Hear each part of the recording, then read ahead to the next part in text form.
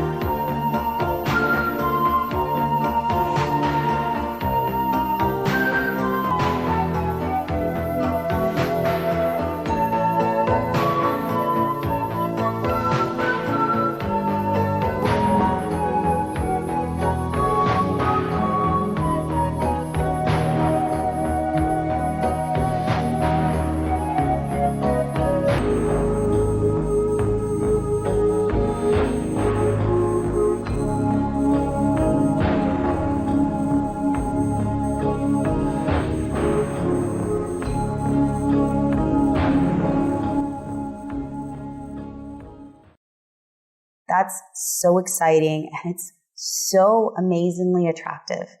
Yeah, you're not laughing now, are you? No, I am actually. All right, people. Apologies for the stream that hasn't happened yet. I'm sure plenty of people here have had an hard week's work, but crikey. Things here, this happening, having to do this, having to do this, having to do some marketing, having to do some emails. And sometimes you take a risk, like you need cash flow, urgent. The old VAT's been taken, a couple of bills that we forgot about have been taken, the bank accounts just, and that's continual. You know, everyone here who's got a business or anyone here who works, which I imagine is most of you, knows how it works. You earn money, the government takes it off you. So you've got to make sure you've got enough in there for them to take it off you. And if you haven't, they want more. You have to give them more if you haven't. Yeah, you know, I've made peace with taxes. I mean, even inflation is a tax. It's just called inflation, but it's a tax. Don't, you know, look, anyone hear that VAT? And by the way, I think I've worked out why there was no, why there might not be VATs. What's going on? Why can't I see the comments? JP's open with an Ayrton Senna. Make me laugh. I need it. Let's go. Well, we might be. I mean, it'll always makes something funny, don't we? Opens with a downer. Tactics, my friend. You see, set the bar low.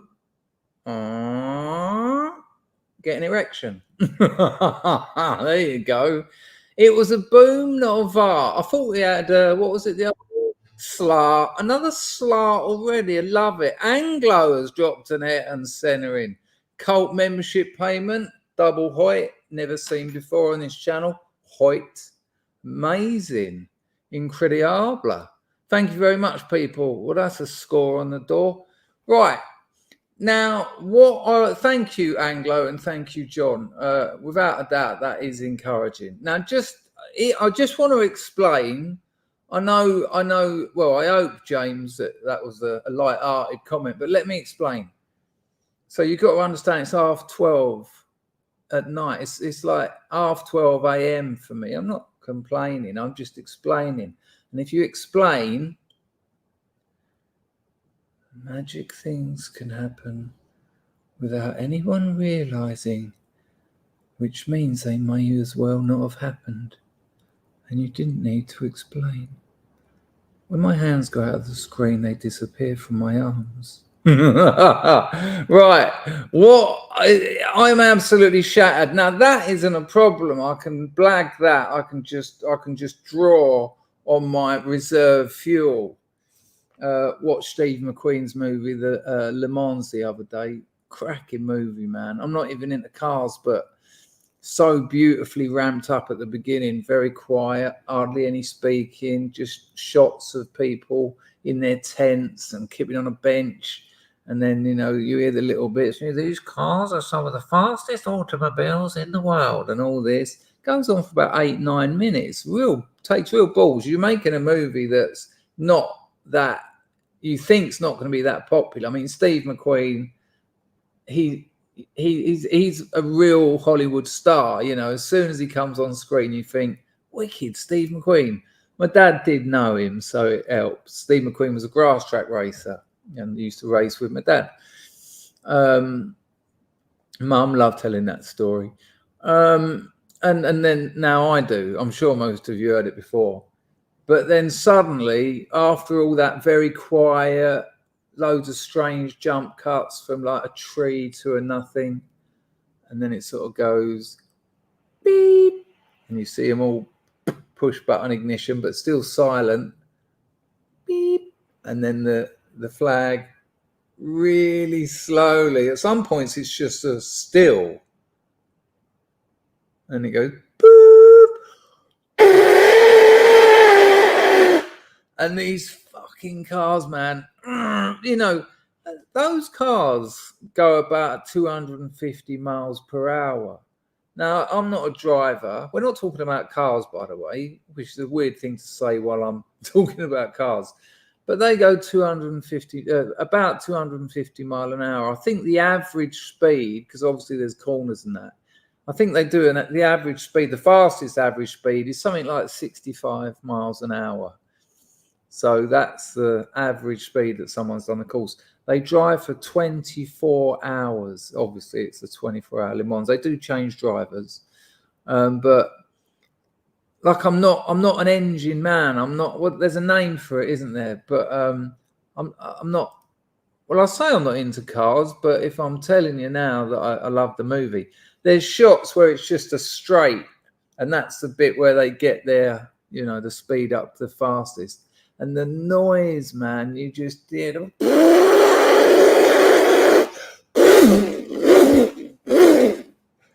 What is that? What's it? The Doppler effect, I think, maybe. But amazing. And what I like about some writers, that I really appreciate and admire about some writers, Italo Calvino's got a bit of it about him. The material, what they do with very small material. I mean, the story of the Le Mans is there's a 24-hour motor race. That's it. That's the story arc. Do the characters develop? No. He's a racing driver at the beginning who loves racing. By the end of it, he's a racing driver who loves racing. What? There is a slight love interest, but even that, I'll tell you what, I won't, not spoiler alert, a woman's husband died at the previous Le Mans. So in this one, she goes, and it's a bit weird that she goes there. Well, not really, because I can understand why she'd do that. And at the beginning, I think Steve McQueen was implicated slightly in the crash. But at the end, they get all right. But he doesn't kiss her or anything. They just don't really they don't know how to communicate at the start. But by the end, they kind of do. I think she sort of understands racing. It's, watch it. Give it a go. Another couple of stars. Let's have a look what the stars are. Her Royal Highness, Freudian slipperage. Good Lord, I have to put my protractor away. What? I'm going to explain why you can't hear them unless you can. Her Royal Highness of Drop says, would love to stay, but I'm not feeling well. Damn migraine. Yeah, tell me all about that. Well, don't. Sorry to hear that, Ms. Glass. Please look after yourself. Have fun, Chris and Scrubs. Hoita to you. Yeah. Thanks for the support, but like I understand that. What a shame. Stick a G in the chat, people. She's an OGG scrub. See what I've done because there's 2 G's. Anyway, take care, Emma. Migraine, awful. Chris has been on the firm 39 months. I reckon it's longer than that, but that's how it works. And then Chrissy has also dropped 2 quid in and said, oi, oi, Chris and Scrubs, nice one, Chrissy. We'll put that one back up and leave it there for a moment.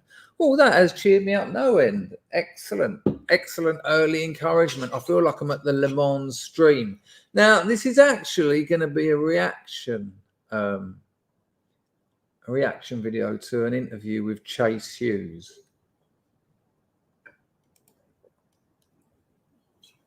Is Packer here at all? Let me know if you see Packer. And maybe you just don't want to. I mean, it is Saturday night. Please tell me it's Saturday. I can't handle waking up to Monday again. Well, I can, but just not tomorrow morning. Vartation has occurred. It's Anglo-Saxon. It's very kind of you. Rush is a good motor racing film, mate. Based around, see what I mean? I can't talk or read.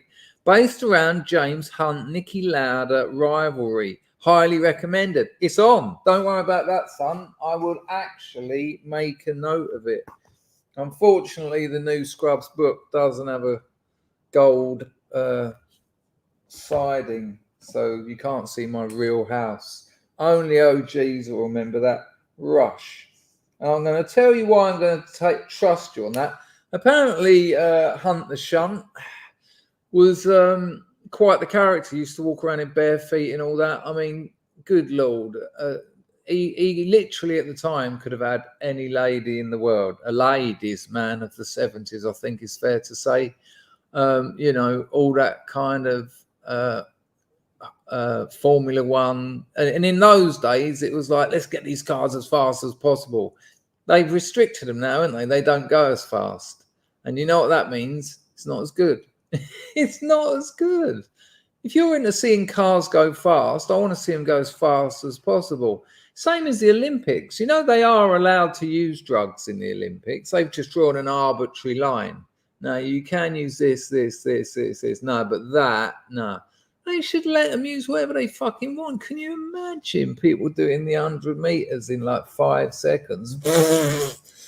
It'd be incredible. Boxers just like,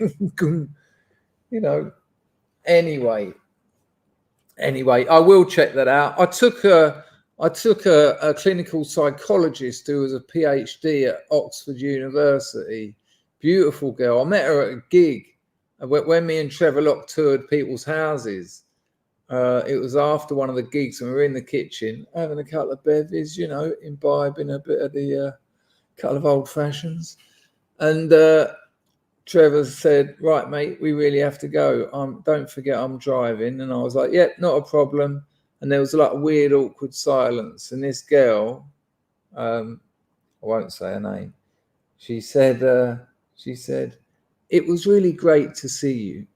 And I went, I love you. I just told her, I love you. I said, my email, and I told her a different email. I said, if you want to go out for dinner, let me know. 2 days later, got an email, went out for dinner, still friends to this day. Lovely woman, lovely.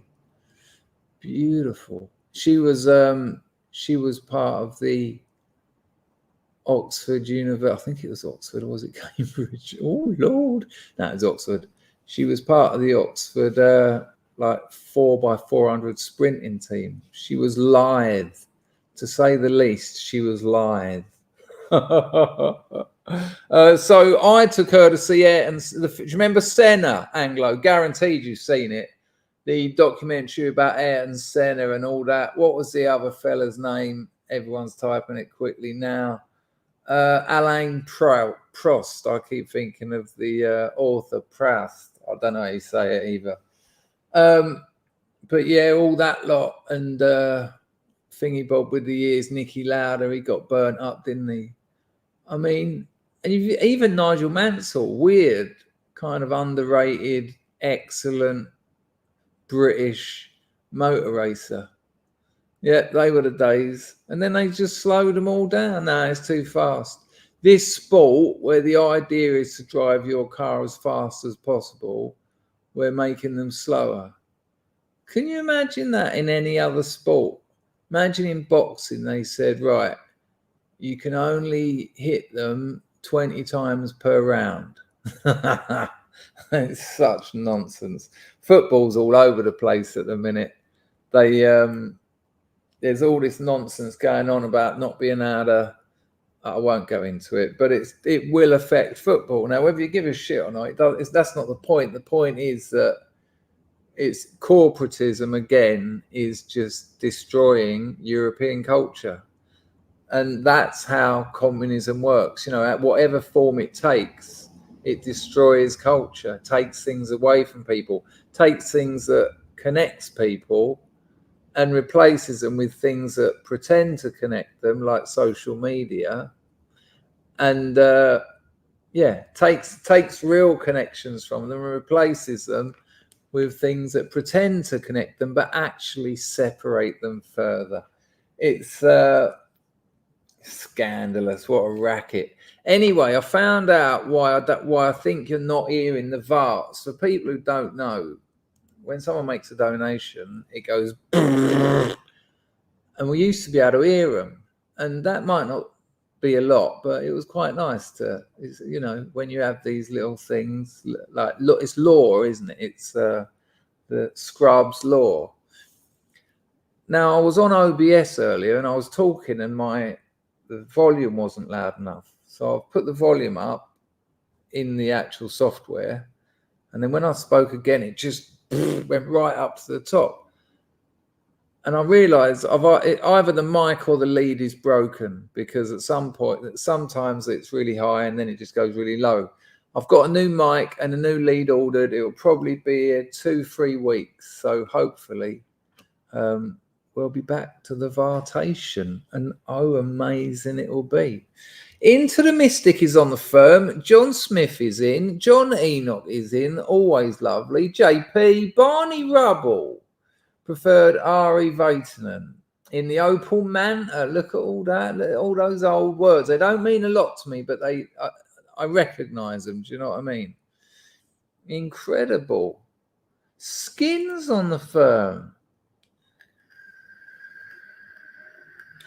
Oh, Skins at 4:42 in the morning. Bless you. Bless you. Wow.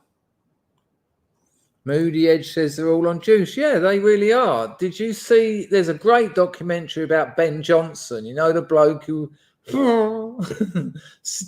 run the 100-meter sprint, gold medalist, and there's a documentary about him. And he just comes out of it. He says, yeah, yes, I was on the roids or on the juice or whatever.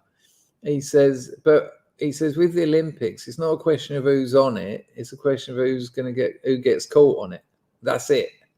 And they showed you, they had a doctor talking about the certain performance enhancing drugs that they use, that sprinters in particular use. There's different sorts of drugs for different sportsmen. And he said one of the things is a squaring of the chin, something else. I can't remember, so I'm not going to just make it up. But they show you photos of Carl Lewis, who was like something like the 6-time 100-meter, 200-meter sprint winner at the Olympics. And they show you his face over 6 years, and everything the doctor mentions, you can see Carl Lewis's face has done it.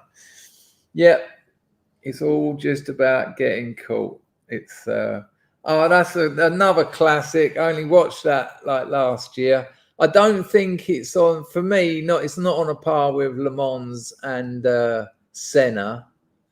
The one I want to watch is Le Mans and the Man. It's a documentary about the making of Le Mans, but I can't seem to find it. Right. Monster Traps, don't know the name. Maybe I've just forgot, but if you're new here, nice to see you. More than welcome. Everyone's welcome. Be nice. Oh, you don't have to be nice, but, you know, have some integrity, and that's enough, innit? Bit of integrity. Yeah, Senna's great, innit? And I took that bird. Yeah, John, it was a weird thing to say, but, you know, I think if you said to anyone under 40, do you know, I've forgotten his name, but I did already say it. They, good Lord, look at that, it's just gone. I can see him as well with his moustache. But they wouldn't have a clue you were talking about. And he was great. Anyway, back to Senna. Yeah, I took that girl from that clinical psychologist at Oxford PhD to see Senna. And what a risk. I said to her before, I didn't tell her, it was a surprise. And I told her we were going to the cinema and all that, but only on the day, because I didn't want her to see what was on and all that. And when we got there, I said, right, now just hold tight, love. I said, hold tight. It's a film about motor racing, about Formula One. And she was like, okay. I said, no, I'm not into it, really. I said, but it's more about humans and human competition. And I said, I think I'm going to pull this one off. I'll tell you what, she did. A bit later. She took me for a few laps, I'll tell you that. She changed some gears. I'll tell you what, she bibbed my horn.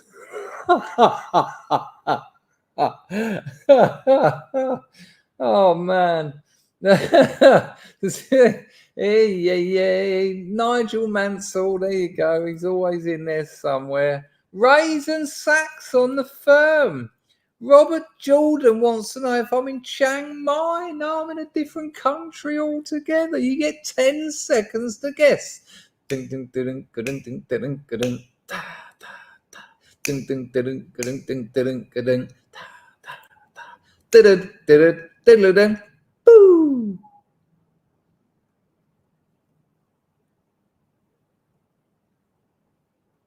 I don't have it on. It ain't Mexico. You know exactly where I live, JP. No, I'm in Cambodia. Fitzy Kaza, many smiles, lovely. Robert Jordan says, good to hear you're still feeling very virile. Oh, I'm glad that you're happy. Why don't you come back to the UK and make a bunch of kids to bump up our numbers? We're in dire need. Because I'm going to have a load of kids with the woman I love and the woman who loves me. And she doesn't want to live in England. And unfortunately, I can understand why. I said to her today, I said, do you know, when we have kids, would you ever think of moving somewhere else? And so I tried to style it. I got on the internet and looked at Switzerland and really nice places, little cottage in the middle of nowhere, river running through the garden. She just went, no. She said no. And she said, why? Amazing love of her own land, because she loves it. They've given her no welfare. Her mum had to sell her one of her kids. Her dad got killed. This is her country, and that means something to her. It's incredible. All that other stuff, that's to do with life. That's just life. But soil, earth, land, where you were born, means a lot to her. It is Bodia. Ba-ba-da-ba. Let's see what you've won. Ba-ba-da-ba. I feel all out of place without. Hello, Sheila. How are you, darling? I feel a bit out of place without the old Packer here, but that's all right. He had her on bricks for 6 weeks. Willow, hey. Palantir's been in the S&P for about a month, Willow. You've got that a bit round your neck, my friend. Palantir's been in the S&P for about 6 months. I can prove it to you if you want. Not that you don't trust me. Not 6 months, about a month. I've got a website here that just goes straight through to the S&P. Shows you it like on a black and red to show you who's going up and who's gone down, right? So Palantir is in tech, and there it is. Let me click on it. Can you see the ticker symbol there? If I stop moving it, PLTR. See it? There you go. Palantir Technologies. 43.51. That's not the one I've been looking at though. MicroStrategy on Friday went up. I think it was $39 on the day. $39 MicroStrategy. There you go.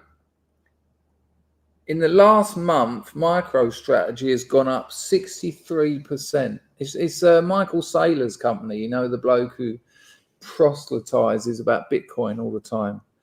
But on Friday, it went up $29.38, 16% in one day.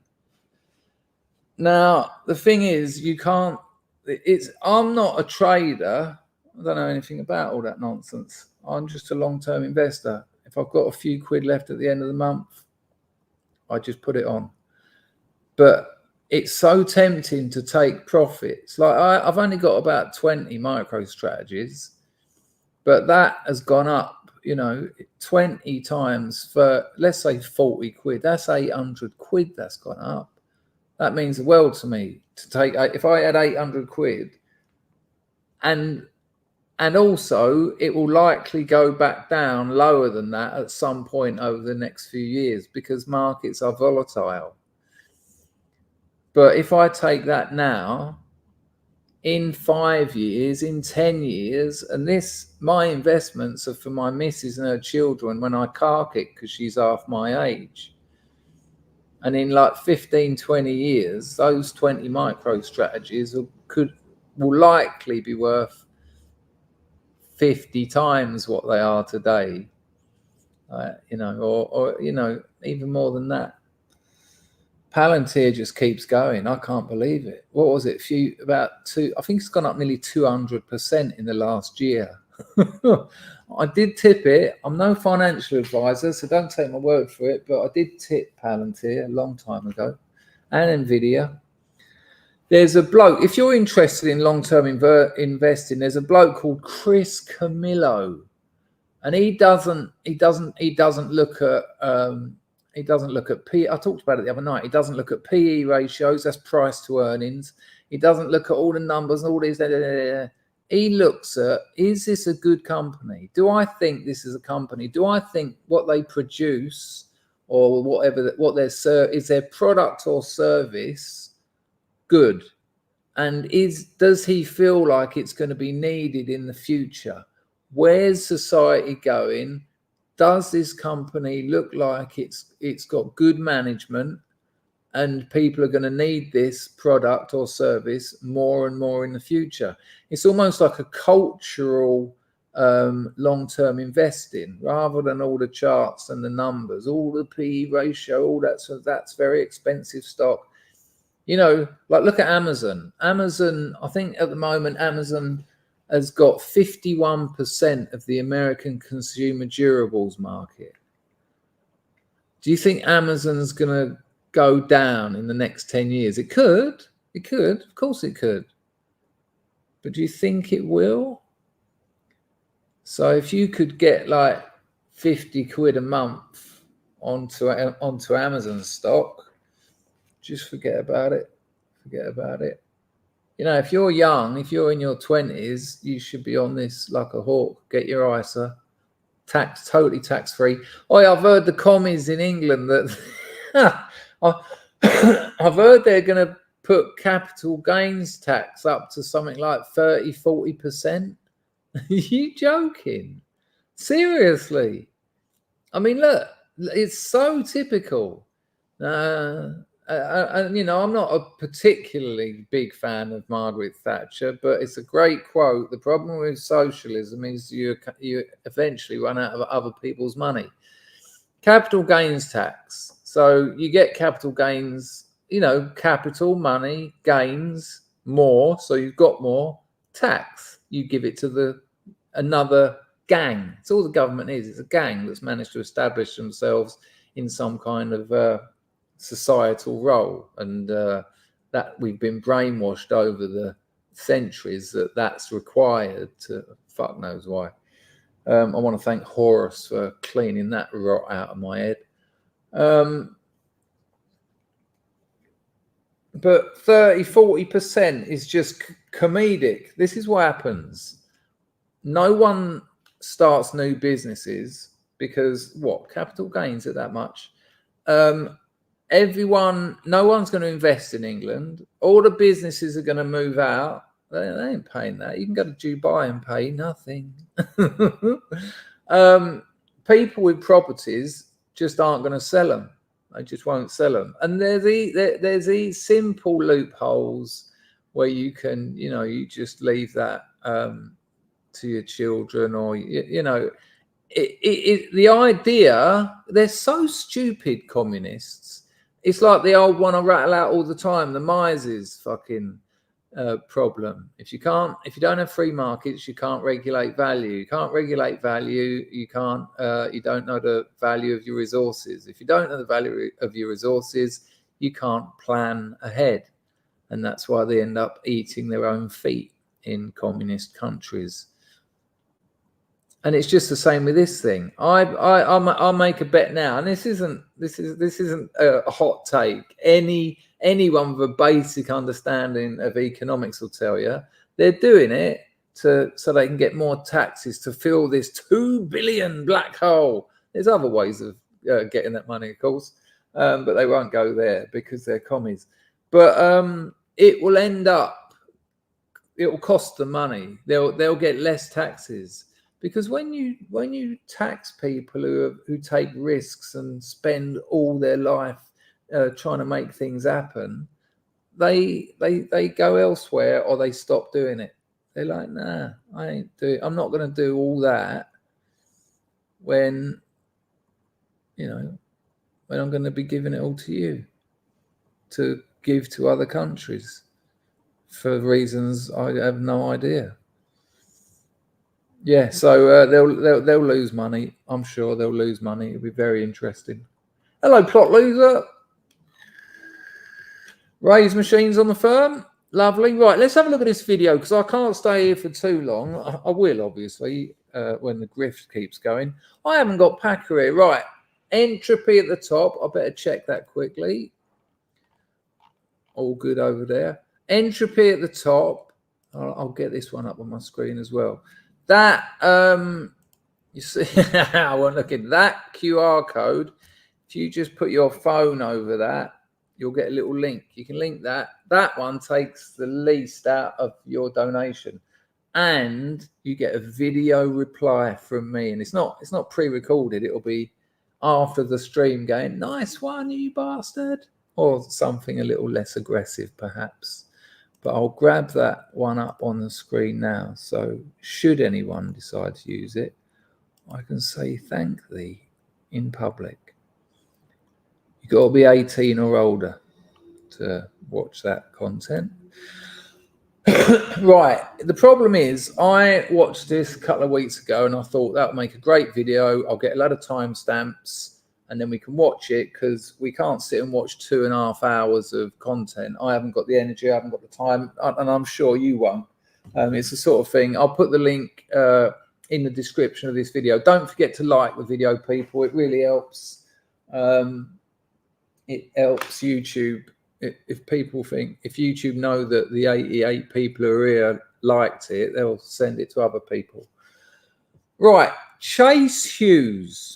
He's one of the Behavior Panel. The Behavior Panel is a very successful YouTube channel of body language, micro expressions, all that lark, experts. But I've always liked Chase the best. Now, he comes across, he really does. He comes across almost a bit feminine. And it's weird when you find out that he had 20 years interrogation in the military. He worked, I don't know about this one. Put your head up a bit. Because I can't see it's you. Hello, mate. Hello. What happened? You were umming and ahhing, or you just didn't get the message, or you? We've been shopping. I've literally just walked in, and she said, "Oh, he's on." You know what I said to everyone? I said it feels a bit weird. I said I sort of got a bit too used to it. P in the chat for Packer. Well, we didn't even need to ask. They were already on it. Look at that. Lovely to see you. I can't remember what I was just saying, but it's not as important as you. Oh, yeah, Chase Hughes. So what we're doing today, Packer, so Chase Hughes is one of the behaviour panel. He's a body language. Don't worry about the connotations of body language. You don't need to. It doesn't affect this video. But he spent 20 years in the American military as an interrogator. Now, imagine those kinds of situations. You've got to find out off of captured enemy combatants. You got to be pretty good at it, and it gets pretty heavy. You know, on their show, the behavior panel, they occasionally hint at some of the things that happen. And I'll tell you now, the psychological side of it is far worse than the physical. Also, he has taught response. What's it? Not response. What is it when you're teaching people how to not be interrogated so that they're good at it? Packer sticking to form there. Have we both had a shave? Well, interrogation and to interrogation. Interrogation, and someone in the chat must know where you're good at not knowing. Hello, Chilster Deluxe. Deluxe is amazing. Chilster Deluxe is an amazing name. Hello, Ellie. Hello, Woodlander. Woodlander's in. Chilster Deluxe is in. Eleanor's in. Yeah, there you go. Nice one, Neil. Resistance interrogation. So he's taught them both. Now, he's being interviewed by a mate of his. Only those sailors, Johnny boy. Only those sailors. Keeping Sturm is a good one. Perception is amazing from Pags. Wrong, but lovely to hear you, Pags. Right. Now, what I would have ideally done is time-stamped all the good bits that I wanted to show you, and it would have been easy, but it's going to be a bit of a mess about finding the right bits. But luckily, the man who's a friend of Chase Hughes, luckily, he split it up. So we are going to look at the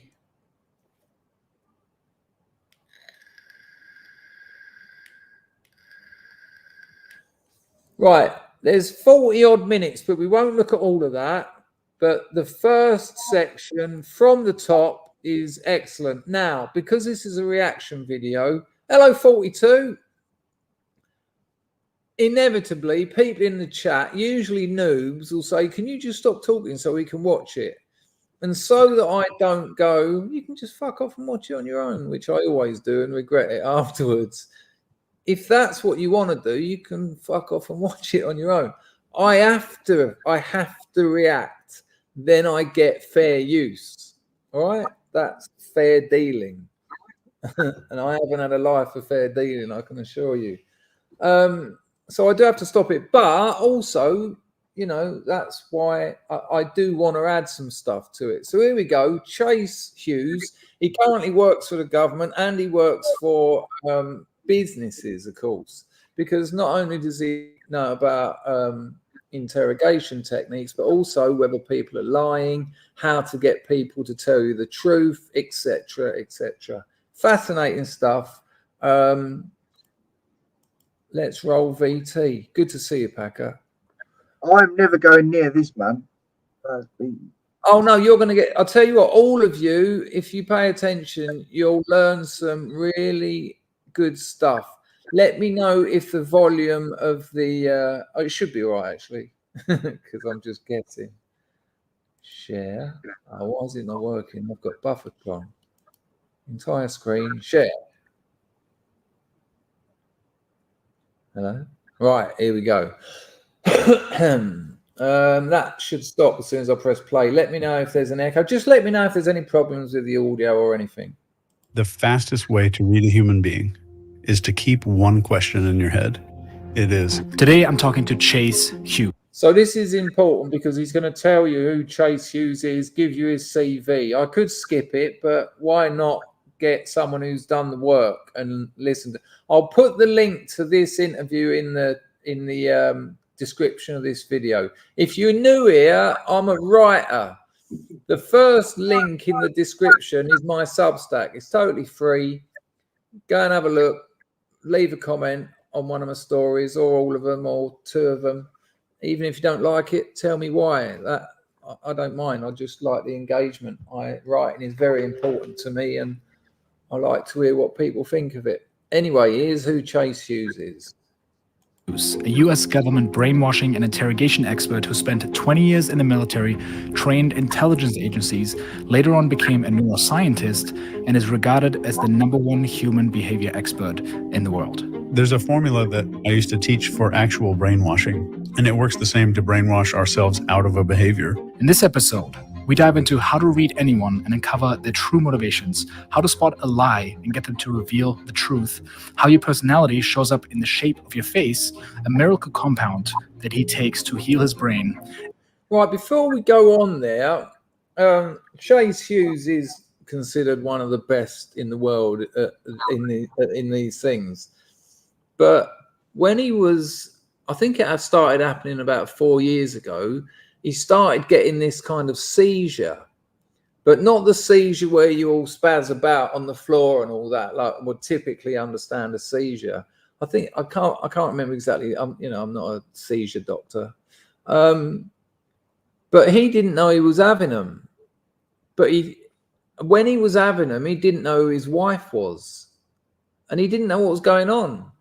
And he'd just sort of look at his wife and think, well, if I just sort of blag it, it'll be all right. And they'd last about half hour, and really sad. And then one of them happened when he was doing his show with the other three behavior experts, and they saw him, his face just changed, and he just had to do the off because he didn't know what he was doing. There was a camera on him. There was 3 people, complete strangers, like 3 of his best mates.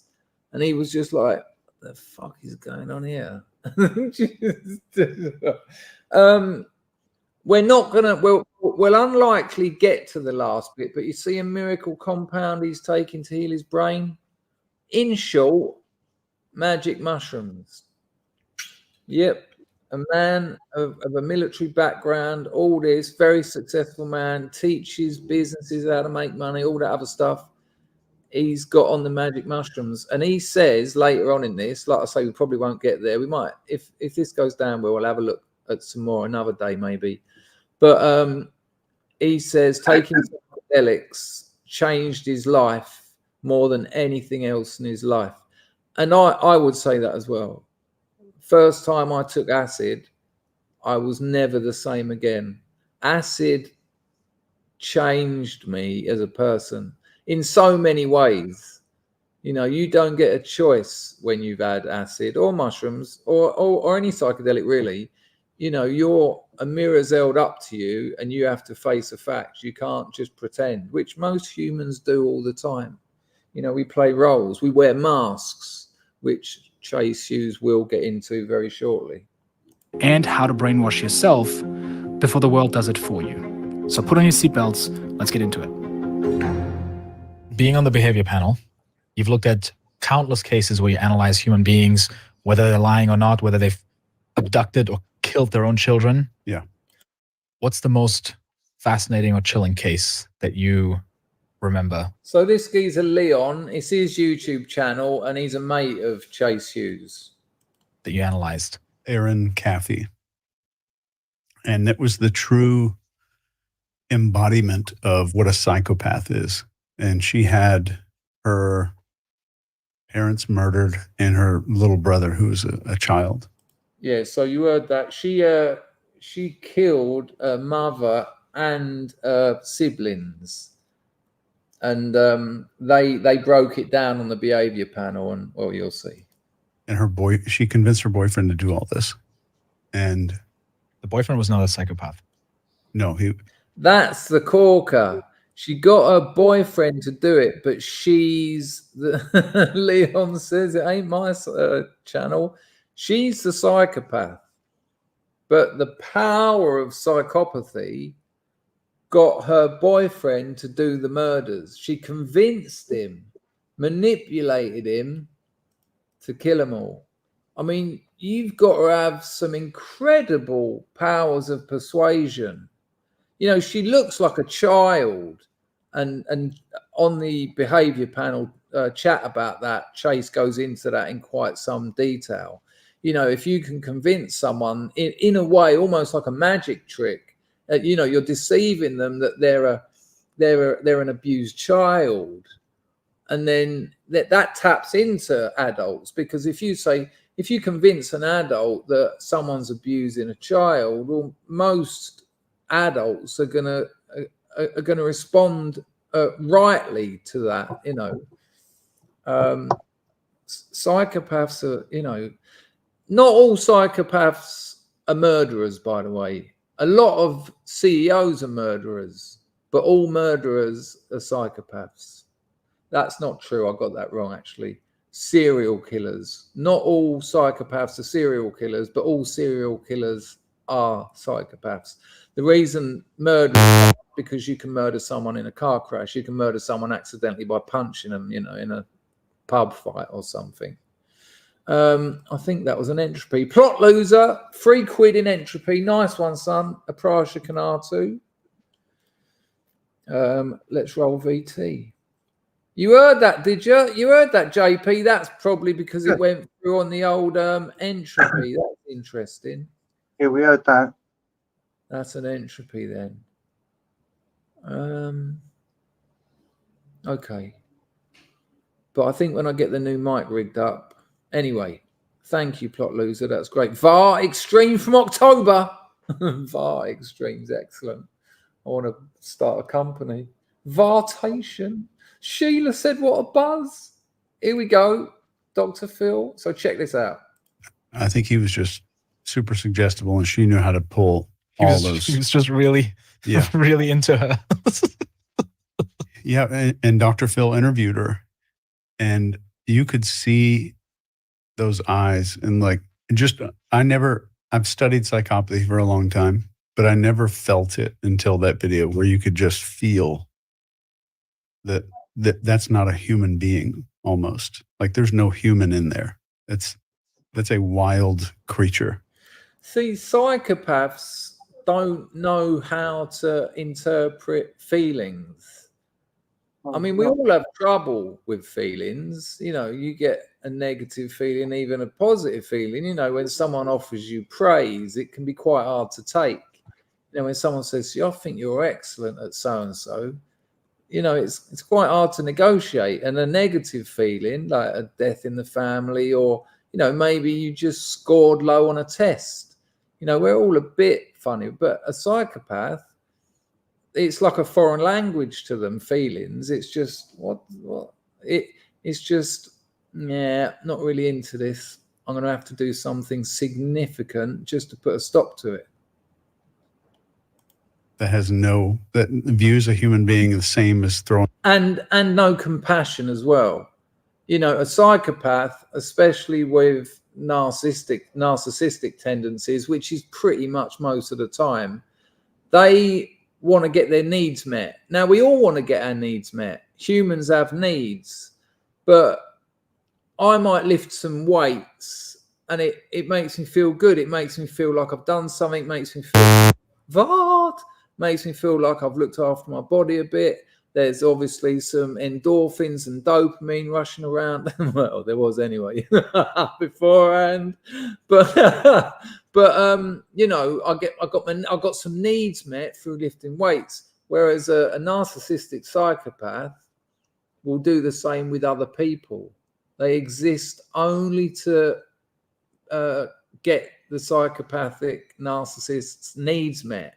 They're not there for like a loving couple where, you know, there's some compassion and they'll do things for the other person. No, they treat the other person as an object, like a set of weights. I mean, you know, they don't lift their wife up and down. I'm not suggesting that, but you know what I mean. And also, if you add the third one to that, Machiavellianism, or I just said it, manipulation in psychology, and it was an amazing thing that was stumbled on about 10 years ago. Psychopathy, Machiavellianism, and narcissism in psychology, and I separate that from psychiatry. I'm not a fan of psychiatry. They call it the dark triad. And if you ever meet someone and you can identify those three things, psychopathy, Machiavellianism, and narcissism, get the fuck out of there, because they are the most dangerous people you will ever meet. They will drain you, and it won't mean anything to them. They don't care. These are the sort of people that once they've got whatever they want out of you, they'll put you in the bin. Here we go. And that's why, weirdly, some serial killers don't, you know, they don't, like, you'll get a hitman or something, you know, they'll wrap someone up and put them in a bag and put some weights in it and drive a boat into the middle of the ocean and, you know, make sure they're gone. But some serial killers, they like put them in the walls, you know, and they're just going to go rotten and the whole house is going to smell, you know, because they don't really have a sense of another person. It's just a pain in the ass. Oh, fucking hell, I suppose I better roll this one under the house or something, you know, just get it out of the way. I'm trying to watch telly, because they see him as an object. Throwing away a paper cup. So you just see through the behavior of human beings, little signs in their behavior, in their facial expressions, in their tone, the words they use, whether someone is a psychopath or whether someone's lying, whether someone's concealing information. What did you see in her that gave that away? And I mean, what could we look for? The horrifying truth is that you can't spot a psychopath until after they've done something like that. So you could have the 50 best behavior profilers in the world, the top 50, and 99% we would be inaccurate in predicting who is a psychopath and who's not. They're so hard to spot. I teach a course for women on how to spot. Because they're not being deceptive. They don't have those feelings. They don't have that compassion. It's not like someone who's, it's not like, say, what would you say, like a confidence trickster. You know, those men who sort of fall in love with lonely old women, and then, you know, 3 months later, that bird's lost everything she ever owned, her house and everything. That bloke knows what he's doing, whereas a psychopath knows what he's doing, but he doesn't understand that the other person is going to be gutted. He's not interested, has no connection to that. Narcissists on a first date, and that's a lot easier. Where if spot narcissists on a first date, and that's a lot easier. Where if you ask them about an ex relationship, everything is someone else's fault. They're always the victim. Narcissists will never have friends that are local. They'll never have local people that are their friends. They're always out of town. My friends are in another city. So they have a hard time maintaining relationships. So you'll see a lot of that. And that's like the number one trend. You'll see very similar things with psychopaths. And psychopaths are attracted to large cities. In my analysis, Dr. Robert Hare has done most of the research on psychopaths. In my analysis, I think that cities are not just attracting psychopaths. I think that cities are helping to manufacture them. In the book I have coming out. Right, that's really interesting, because later on in this interview, he starts talking about us living in a simulation. Now, not the simulation and I am jumping ahead, but it will all make sense at some point. He even quotes John Baudrillard, which we've talked about a lot on this channel, and his book Simulations and Simulacra. Not simulation as in there's some science fiction power above us who's, you know, just like the Matrix or something, but the supermarket is a simulation. And this is what Chase Hughes says. We just probably won't get there because it's 2.5 hours. The supermarket is a simulation of us going into the woods to collect berries and to hunt animals. It's a simulation of what we should be doing. Because although our environment and our technology has changed remarkably over the last 100 years, and even the 100 years before that, our bodies, our minds, apart from our brains getting a little bit bigger, haven't really changed since the time we stood up. I mean, obviously there's been some evolution, but when Chase talks about us living in a simulation, it's like Instagram. He talks about Instagram. It's a simulation of someone's life. We all know that when you look at someone's simulation, oh, look, they're on holiday in Dubai. Oh, look, they've bought a new fucking 500 grand bag. Oh, look, they've got a Ferrari. You know, oh, look, they're at a party with Justin Bieber and Queen of Sheba or whatever. But that isn't their life. They do sit on the toilet and sometimes have a diarrhea and they have to have a shower because it's all down their ankles. You know, they have a real life as well. So that's what I mean by, and that's what Chase means by a simulation. And it all starts to sort of fall in. And when he says that cities, I mean, cities are so unhuman. If you look at any romantic film, we talked about this the other day, not necessarily romance about love, but romance about place, about location. They tend to be beautiful little villages or houses in the middle of nowhere. Like I said earlier, with the little stream that runs by it. The Chinese are mad for it. When me and my missus, we've got this big bean bag and you can get about 4 people on it. So because she's about half a person, I'm sort of star-shaped. And she sort of sits on my foot, and we watch Chinese sort of movies on the telly, and they're always, and I'm not talking about like Hollywood movies here. I'm talking about sort of Chinese, made for Chinese viewing. They're always old China. They're always your sort of Ming dynasties. They're always your Shogun kind of era, pre-industrialization.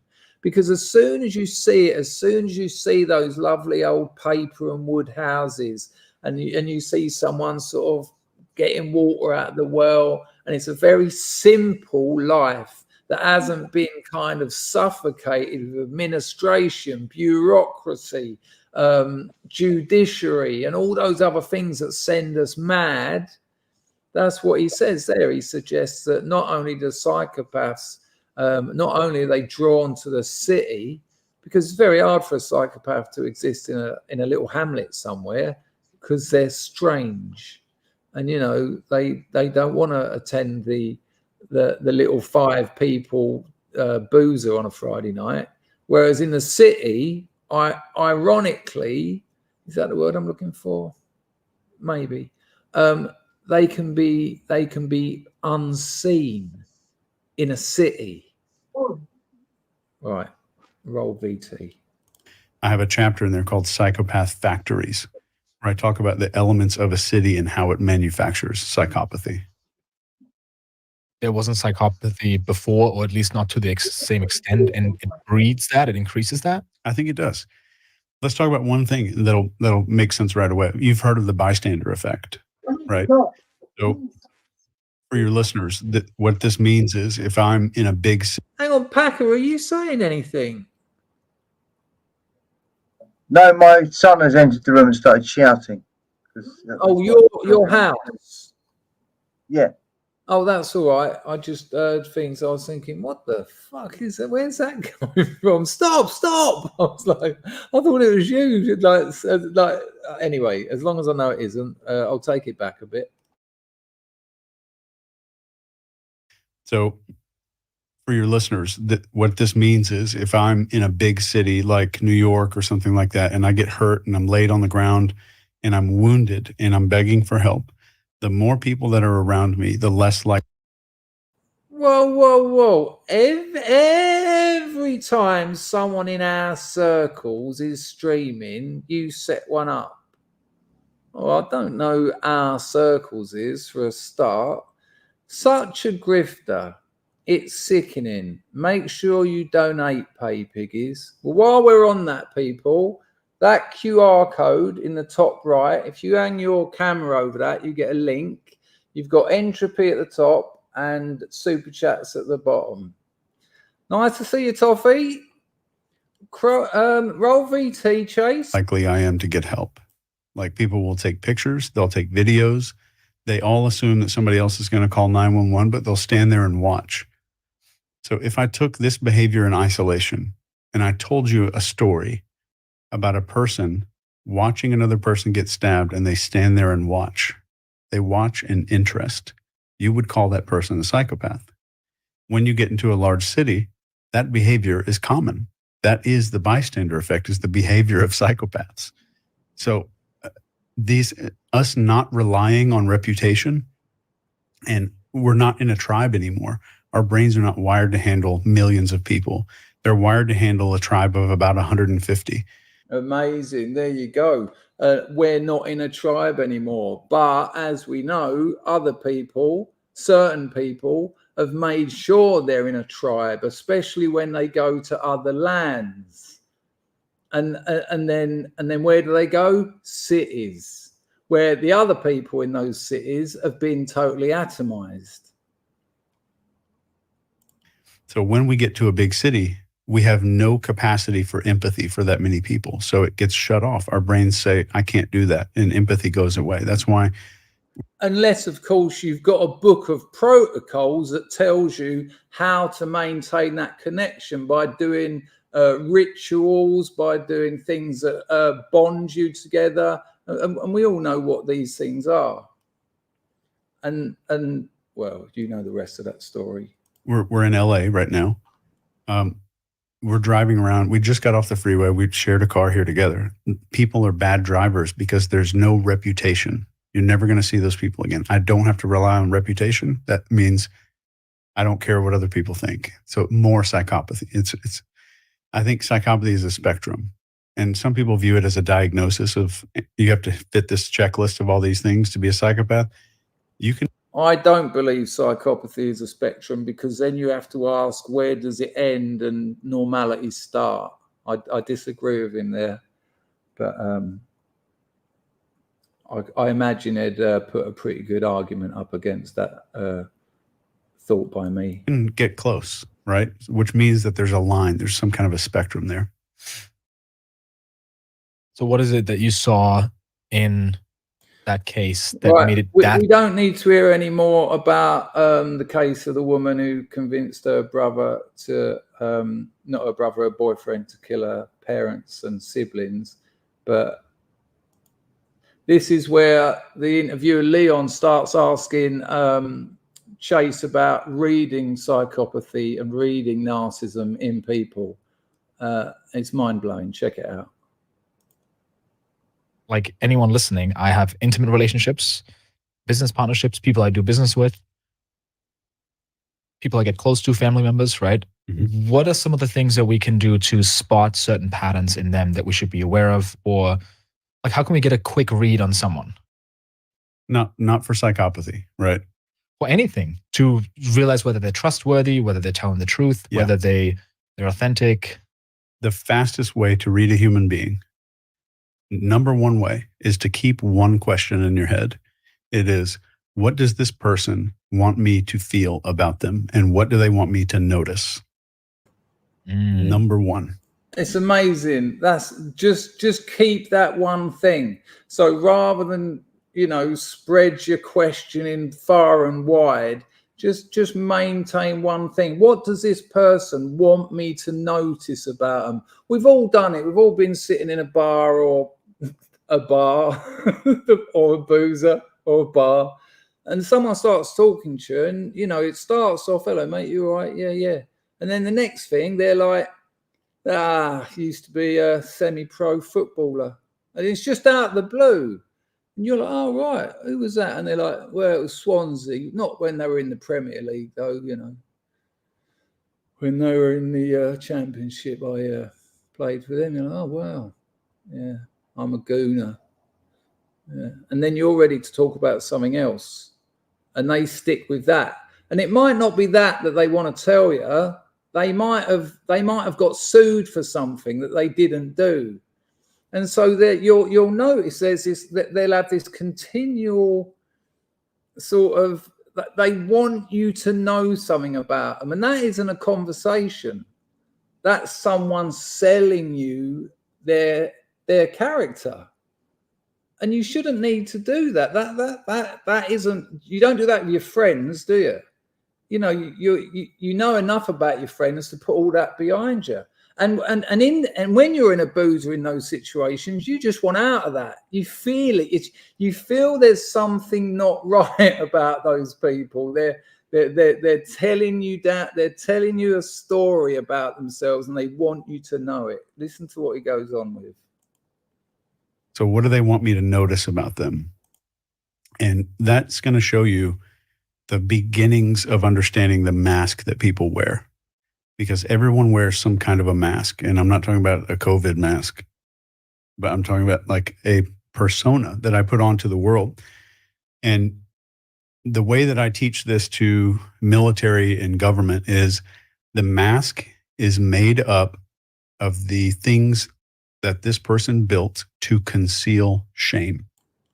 Right, this is really important. When he says we wear masks, that's all, every single human does it. And what is that mask? Like, you know, it's not like a mask. It's the way we present ourselves, the sort of filters we use to let certain information out, but more importantly, keep certain information in. But that definition, I've just taken it back so we can hear it again. The definition of what that mask comprises of, what makes it, is spot on. Check it out. That this person built to conceal shame. Hang on, I didn't take it back far enough. Military and government is the mask is made up of the things that this person built to conceal shame. Right, he will explain that. So if you're not quite sure what that means, he goes into it. But childhood is essentially a shaming process, and that's why if those things, that's where our personas come from. And our persona, I was looking at it last night. What persona comes from a Latin word that actually I think means deception. It actually originally meant deception. I think I was looking at it last night, not in relation to this. But for it to be comprised of things we use to hide shame. And that's why when later in life you're shamed by partners, we've all been there at a party or something, dinner party. No one here's ever been to a dinner party, let's be honest. But, you know, any social situation, and there's a couple, right? And one of the couple starts shaming the other one, usually to take the dairy off them. Usually because they're having trouble in a social situation. And, you know, the husband might say something like, oh, yeah, it's going well. Yeah, it's going well. I'm still at the old car factory. And then the wife will say something like, yeah, he'll leave there in a box. And everyone's like, oh, no. And, you know, yeah, look, I see Packer smiling there. And we've all been there. We've all seen that. And I'm not saying it's only women, obviously. You know, men can be, in my experience, women do it more, but in my experience, when men do it, it's more brutal. You know, they really dig into the bird. and you know they you know, and they look round at everyone for sort of, you know, consensus. You know, you agree with me? You know it about her, didn't you? And so, you know, because we've got this sort of persona that's made up of hiding shame. When someone is shaming you, it's particularly unpleasant. To conceal, and shame is what we put on when we feel like we're not enough. Yeah, shame is, I shouldn't have done that. I'm a bad person for doing that. I need to hide it, and not agreeing with something in our past or something that we're ashamed of. And shame today is institutionalized. It's a public weapon to use shame. You could just log into Twitter and you'll see it in 30 seconds. You'll see how shame is being weaponized. So shame creates cognitive dissonance, which is a mental discomfort. Mental discomfort says, I don't want to be this uncomfortable in front of people. That creates a mask. So we wear these personas and these masks to cover up something. So if you see somebody, 90%, 99% of us have a mask. And this is the population of Earth. How thin it is, how thick it is, that's what changes, and what the mask is made of. So if I'm seeing somebody who's acting like he's posturing all the time, he's yelling, he's like just puffing his chest out, the mask is usually the opposite of what it's concealing. So I'm seeing a fearful little boy that's afraid of being hurt. That's spot on. Obviously, I think we all know that. If your mask is concealing the opposite of what the mask is trying to say. So when you see those blokes in the gym, they're usually about 4.5 foot tall, but they're about 4.5 foot wide. I remember me and a mate were in the gym changing rooms once, and my mate said to me, what do you make of all that protein? This was years ago when we first started training. He said, what do you make of all that protein and creatine? I said, well, the creatine does work, but I think it's just water retention. I don't know enough about it. And he was a very small bloke, and I haven't got a problem with small blokes. But when he suddenly turns around and he went, honey and peanut butter. And we were like, what? He went, honey and peanut butter. He went, have it on anything.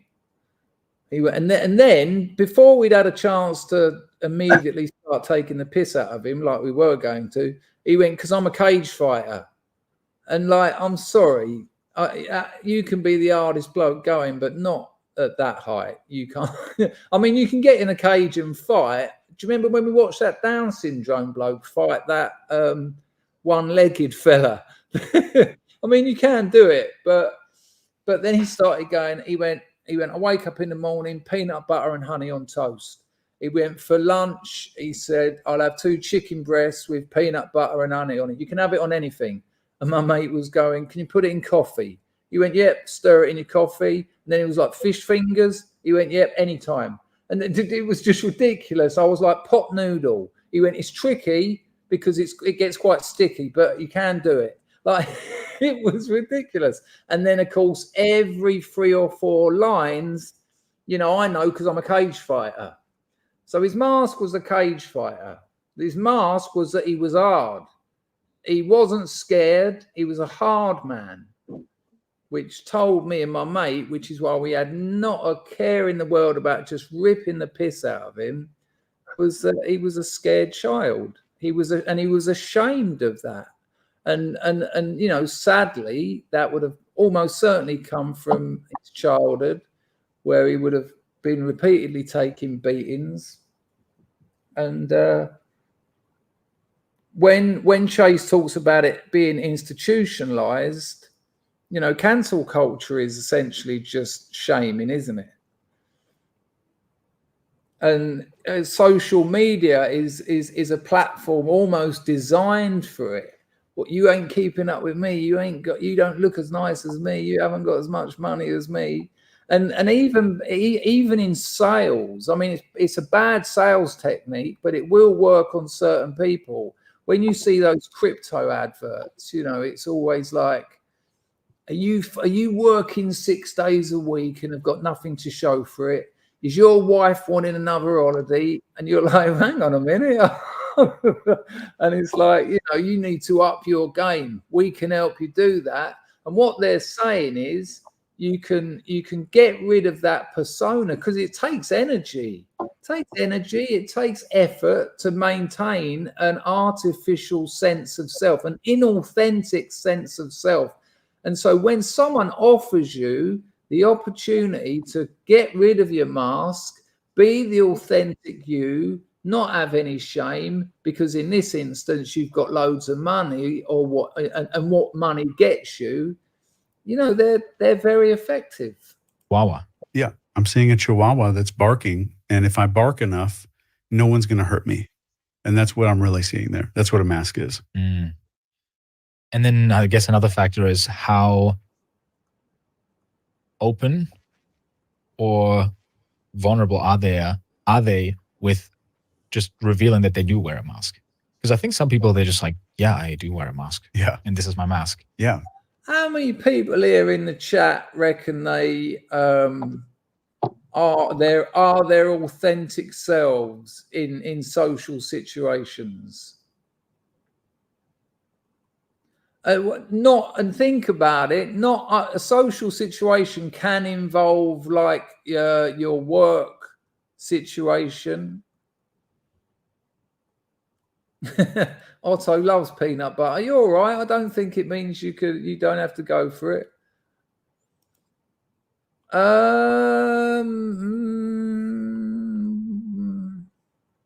Lil Bullet says, I think Amber Heard is a psychopath. She comes up, funnily enough, later in this bullet. He says that, yeah, her mask is, you know, yeah, you've nailed it. You're obviously rolling with this. Chrissy letting a super chat. That made me jump. Plot loser. Oh, I've done plot losers ones. Nice one. Oh, fuck, I forgot to send that one out. Not a problem.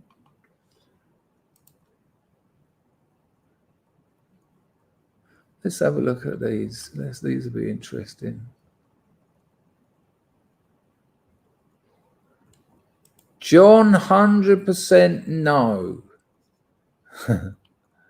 Otto is. Interesting. Fair play, Otto, for saying that. Hang on, I'm forgetting what question I asked. Did I say who wears a mask or who doesn't? I thought I said who wears one. Or no, who is their authentic self? So John says 100% no, you're not your authentic self. I mean, it's hard to be because of the social sort of expectations. Otto reckons he is. Fitzy Kazza tries to be. He's quite happy-go-lucky. But being happy-go-lucky is quite, you know, it's like those bubbly people. They're happy-go. I'm not saying this of you, Fitzy Kazza. I don't know you. But, you know, bubbly people with a spring in their step and all that, they, in my experience, they have a tendency to go home and are quite lonely people who feel they haven't actually made any contact with people because they're happy-go-lucky, because they're bubbly. You know, oh, I'm all right. You know, I'll just get on with it. But life's too much of a struggle to maintain that all the time. JP says only to close family and Mrs. know me, and the Mrs. know me. Yeah. I think that's absolutely right. Like the way me and Mumford talk. If we were to talk like that to someone else, if you know the things you talk to with your best mates, you spread that around a bit, you're going to get a fucking fire hydrant over your head. Eleanor says, unfortunately, me always. I can't not be anyone else but me. Neil Christie, Dan Willow says at work he puts up a persona. Yeah, I think the institutions almost demand it. You know, when you go for an interview, you don't go into an interview and go, right, I'm going to be me. I'm going to let them know who I am, because you ain't going to get that job. You try and sell them what you think they want.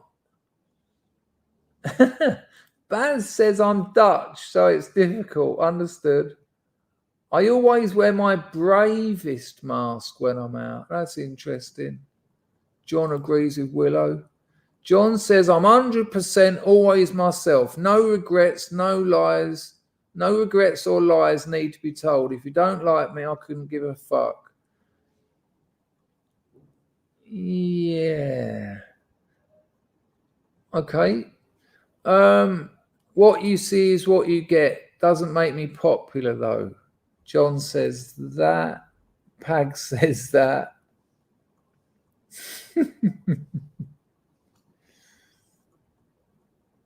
Fitzy Kaza says, no, I'm just naturally happy. I'm not lonely. I've got 2 teenagers and a big family, some good mates, happy-go-lucky, really. Cool, cool. I definitely wear a mask. I definitely do. Most of the time. Pax Max is on the firm. Mask is so fucking heavy, I just don't go out. Skin says, I can't lie. It's why I was terrible at sales, but good at tech support. That's a good call.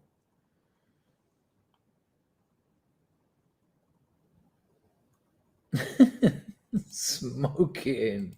There we go. Let's see what he said. And if somebody's willing to talk about it and be open about it, and the second thing that I'm looking for is somebody's level of self-control every time. So what does their mask look like? What do they want me to believe? So when I was raising my kids, they were 7, 8, 9 years old. We'd pull up to a stoplight and there'd be a car in front of us covered in bumper stickers. I would tell my son or my daughter. Wait, I'll just take that back. Chase Hughes on the behaviour panel, he comes home from work once. He's got 2 young kids. Well, he did have then. This is a few years ago. And there's like a milkshake spilt in the front room. Like there's a load of milk, like strawberry milkshake in the front room. And he goes, who done that? And they both go, no. And it has to be one of them, you know. And he goes, all right, okay. And then he takes them individually, like sort of 5-10 minutes later. And he says to the daughter, oi, you know that milkshake spill in the front room? What punishment do you think should be given to the person who spilt the milk? And the daughter says, I think they should not be able to play their PlayStation for 2 weeks and not be able to go out with their friends for a week. And he says, all right. And then he says to the boy about 5 minutes later, you know the milk, the milk that got spilled, what punishment do you think should be dished out to the person who done it? And the boy says, I think he should be told not to do it again and to go to his room for 20 minutes. Now, weirdly, although that's quite a sweet little tale, it comes up later with one of the worst things a human can do, and we will probably get there. And there'd be a car in front of us covered in bumper stickers. I would tell my son or my daughter, what do you think those bumper stickers are trying to say if they had a voice? And it would be like, I did Yosemite and there's a marathon thing and like I go fishing and like all kinds of crazy stuff. And my daughter, her name's Charlotte, she would go, I'm adventurous. I said, all right, keep going, keep going. What does that mean to other people though? It means that you can trust me. Okay, what else? It means I'm fun. Okay, what else? It means I'm a good friend. What else? I need friends. What does that mean? I'm lonely. It's amazing. It's amazing. To a young kid, there's stickers in the back. I'm a fisherman. I go to this festival every few months. I do this, I do this. And a 6-year-old kid, just keep pushing them. It's a bit like that Jack Grape's deeper thought in writing we looked at. You know, I do this, I do that. I'm a good friend. I've got this, I've got that. What are they actually trying to achieve by taking the effort of A, buying them, B, sticking them on the back of their car? And the child quite quickly breaks it down to, I'm lonely. It's amazing. And like you see so much going on, and that's just one data point. And I'm not saying that that's what that means. You're absolutely right, Chilster. Chilster, you're fitting in an absolute treat here. We all know this stuff. We all know this stuff. The problem is we don't have the vocabulary to be able to articulate it, which would mean we can work on it. But it's like, you know, I don't know if you know, but I was a comedian for about 10 years. And audiences can spot deception very quickly. And the classic story I tell is I used to do mainly improvisation. Even when I was doing a month's Edinburgh show, which is, you know, 28 days, and you do the same show every night. But I'd just have an idea. I'd give it a name, and I'd have a few stories that were linked to those kind of themes. And on the first night, I'd improvise it, and then the bits that went well, I'd use the next night, and I'd keep, you know, it would change to an extent, but over the 28 days, it would stay largely the same. But there'd be the occasional bits where, like, a microphone lead might fall out, or I'd trip over, or something would happen that I had no control over, and I'd say something, and it was just totally off the cuff. And this might be like 5 days in, and the audience knew that it was improvised because something happened in the environment that I couldn't have set up. And it went down an absolute storm. So I thought, oh, I'll do that again tomorrow.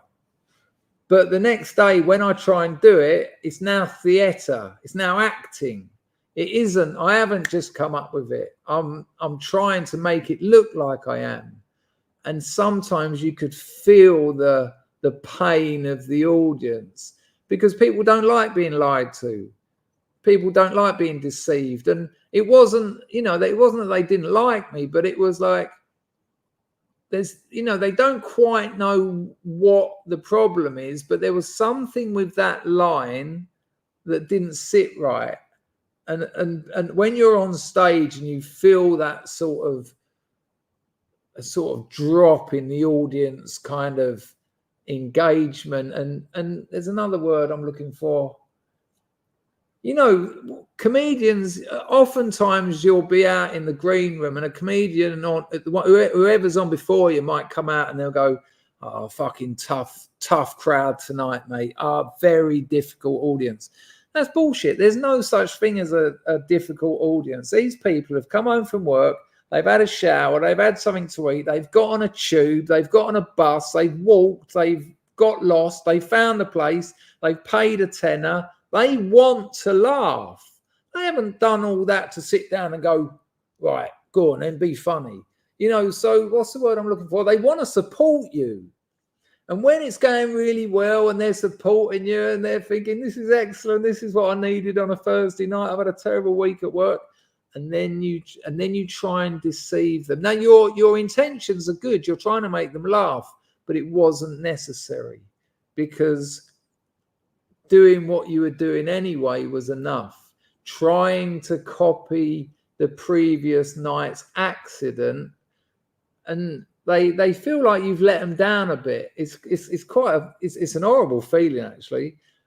Young people, don't be a comedian. It's fucking dark. And I tell you this, all comedians have more bad gigs than they have good gigs. You see all these famous comedians and their specials and all that. Most gigs are, you know, I think maybe that's an exaggeration, say more bad gigs than good gigs, but you have more bad and average than you do absolutely bring the house down. The ones where you absolutely bring the house down are rare. Most of them are either bad or average. And if you're an headline act and you're doing 40 minutes or an hour, and if in the first 10 minutes you lose them, oh man, it's one of the worst feelings in the world, and you're trying to get them back. Now, the more comedy you do, that's stagecraft. You learn how to get them back. You know, you learn what to say. You call it. Basically, you have to call it. You don't pretend it's not happening. You sort of, I mean, I'm not going to pretend to, I won't give you an example now, but you sort of try and get them back on side, and you say that that's what you're going to do. And I will give you an example. Once I split the room into two, and I said, I'll tell you what, you can both score me, see if I'm getting you back on side. And, you know, they had to put their hands up at different heights to see if I was getting them back. And it ended up being brilliant because I'd done nothing. I ended up having them lot. They were throwing things at each other, like picking up like plastic plates off the ground. And that's what you learn over time, but it's still an average gig. But I've stood on stage for 40 minutes with the audience just looking at me thinking, you're a prick. And you walk home after that, it's darkness, man. It's absolute darkness. But there you go. Hello, Osmeister. Good to see thee. Right, where are we going now? I want to carry on with this bit, and then I'm going to go to another bit. How long have we been? Hour and 30. Right, we've got about another half hour. Means every time. Mm-hmm. But if you start going down this rabbit hole of understanding human behavior, the better you get at understanding humans, the more that you're going to see loneliness, shame, and suffering. It's every human being. So the way that we need to hear that again. I rambled too much and we're out of context. Hang on. This is really important. This is key to what I'm trying to tell you. Yes, that is called dying on stage, and it is awful. Osmeister's in his cab now. He's tuned in the cab. Mm-hmm. But if you start going down this rabbit hole of understanding human behavior, the better you get at understanding humans, the more that you're going to see loneliness, shame, and suffering. It's every human being. So the way that I deal with loneliness, conceal shame, and kind of anesthetize myself from suffering equals human behavior.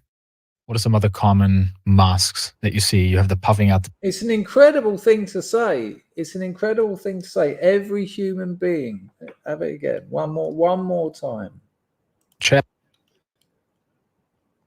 And I think this geezer's had 30,000 hours of experience in this field. Shame and every time. Mm-hmm. But if you start going down this rabbit hole of understanding human behavior, the better you get at understanding humans, the more that you're going to see loneliness, shame, and suffering. Right, listen to this. Years and years ago, well before AI and all that, I decided to put a live chat box on my website so that if someone wanted to buy some kind of pics or whatever, instead of emailing us, they could say, hello, can you help me? And it wasn't a bot, it was me, because I would be at my computer most evenings. And so I set it up, and I go live. I've got my mate with me who still works with me. And within about 2 seconds, bing, hello. And I go, hello, how can I help you? And he's like, is this real? And I said, yeah. How can I help you? Like, I'm straight back on how can I help you? And so for me now, this is sales. And he says, yeah, he said, I started picking a few weeks ago, but I think I need a better set of picks. I got some cheapo set off of Amazon or something. And I'm like, all right, well, what kind of budget are you looking at? You know, and he tells me, and then the box goes bing, and there's another one. Someone else is wanting to talk to me. And so I start talking to them as well. So I'm doing 2 of them together. Pretty much same question. I'm a beginner, you know, I haven't got any picks yet. I've been looking at your beginner set. It comes with picks, locks, and a guide. And I'm like, yeah, it's great. It's absolutely great. And also, we don't leave you out in the cold once you've, you know, your journey with us doesn't end at purchase. We've got a team of experts. You can ask us any questions. It's a pleasure and a privilege for us to give you advice as long as you need it. And I'm, you know, good at sales. And then another box opens. Bing. After about 10 minutes, I've got 8 of these boxes open. So I'm talking to 8 people at once, and I'm not doing a very good job of it. And my mate's cracking up, and I'm stoned. But after about 10 minutes, none of them are talking about lockpicking. None of them. They're all talking about misery. One of them's talking about having his leg amputated. One of them's talking about his divorce. One of them's just been fired from work. One of them's kids don't talk to him anymore. All of them. I had to stop it because the way these were coming up, I knew if I left this little bot open for 8 minutes and any more time, I'd have 20, 30 people telling me about their suicides. And as soon as I managed to get shot at those people, I deleted that bit of software and got rid of it. Now, here's something interesting. ChatGPT, there's research been done on it. And this is inevitable. And we all saw it coming, but I saw it coming back then when it wasn't AI. People have conversations with ChatGPT of an evening. They get home from work and they write to it and they're like, "Hello, mate, I just got home from work." And ChatGPT will say, "Oh, where'd you work?" And they'll be like, "I told you yesterday." And they go, "Oh, yeah, you work down at the water filtration plant." And you're like, "Yeah, that's right. Horrible day today. Remember I told you that, Sharon?" And because of the way ChatGPT works, it does remember if you leave that thread open. And they know it's not a person, but it satisfied some kind of need. And I just thought, wow, loneliness it's everywhere, man. Loneliness, and this obviously all locks into the so-called mental health crisis that isn't happening. Here we go. Anyway, roll VT. It's every human being. So the way that I deal with loneliness, conceal shame, and kind of anesthetize myself from suffering equals human behavior. What are some other common masks that you see? You have the puffing out the chest. You have the, "Oh, look, I'm so fun. Yeah, I'm friendly and fun. Be my friend. Yeah. I don't want to be alone." What else is there? There's a lot. And there's let's call it a porcupine. So the porcupine is anybody that gets close needs to be reminded that this is too close. I don't want anybody in my intimate space. So my mask is I need to keep people away. And it's different than the Chihuahua because I'll let people get close. I'm not barking all the time. They only get hurt when they get close to me. Mm-hmm. So that's another great mask. And that's fair enough, John, but the geezer gets paid hundreds of thousands of dollars by some of America's biggest corporations to advise them on sales and marketing and branding.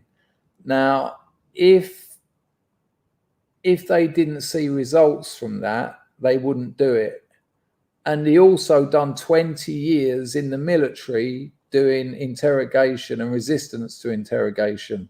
And if he didn't know what he was talking about, I would imagine the military would have said, "You don't know what you're talking about." So,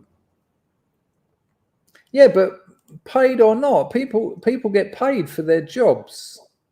I mean, I'm not quite sure what the issue of being paid for your job is, but it's fair enough.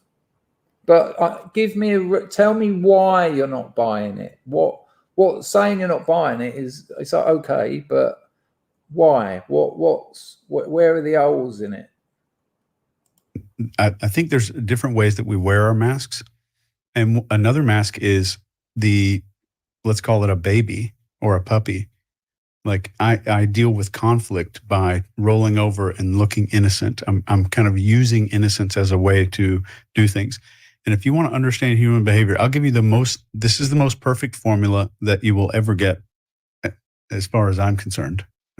So this is my opinion. Here's the most perfect formula for human behavior that I think will ever explain a human being. I want to find out how this person reacts to conflict and how they make friends and how they socialize. Because every human being is a product of how, when they were 8 or 9 years old, how they earned friends, gained rewards, and kept themselves safe. So what did I do at 8 or 9 years old to be safe? All of those three, well, we have something called the childhood development triangle. Maybe you could throw it up on the screen. Mhm. But what did I do to earn friends, earn rewards? And sometimes rewards are recognition. If you grew up in a really bad environment, sometimes the reward was water or food for a kid. And then the third is, what did I do to feel safe? And those little behaviors that we memorize at 8 or 9 years old, without us ever knowing, we carry that into adulthood. So I'm seeing childhood behaviors in every adult. No, Anglo, it's a behavior. It's not a pathology. What's his name? Who was the great evolutionary scientist? Darwin. Yeah, Darwin. Pack, you're so quiet. It might Sorry. just be me. I might have my volume low, so it's not echoing. It's me, actually. Right, Darwin. Let me tell you an interesting story. I've told it before. Darwin said that all humans share seven facial responses. Let me see if I can quickly grab them up. Hang on.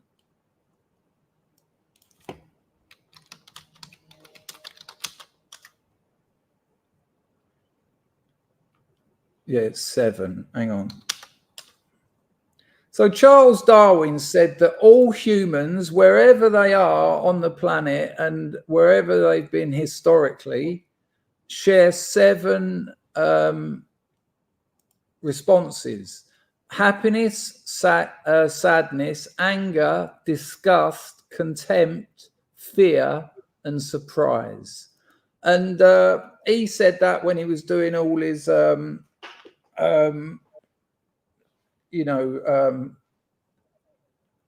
like people who can adapt to their environment the fastest will survive. It was part of that whole thesis. Dr. Paul Ekman, I think it was Stanford, but I think it was Stanford, but one of those Ivy League unis.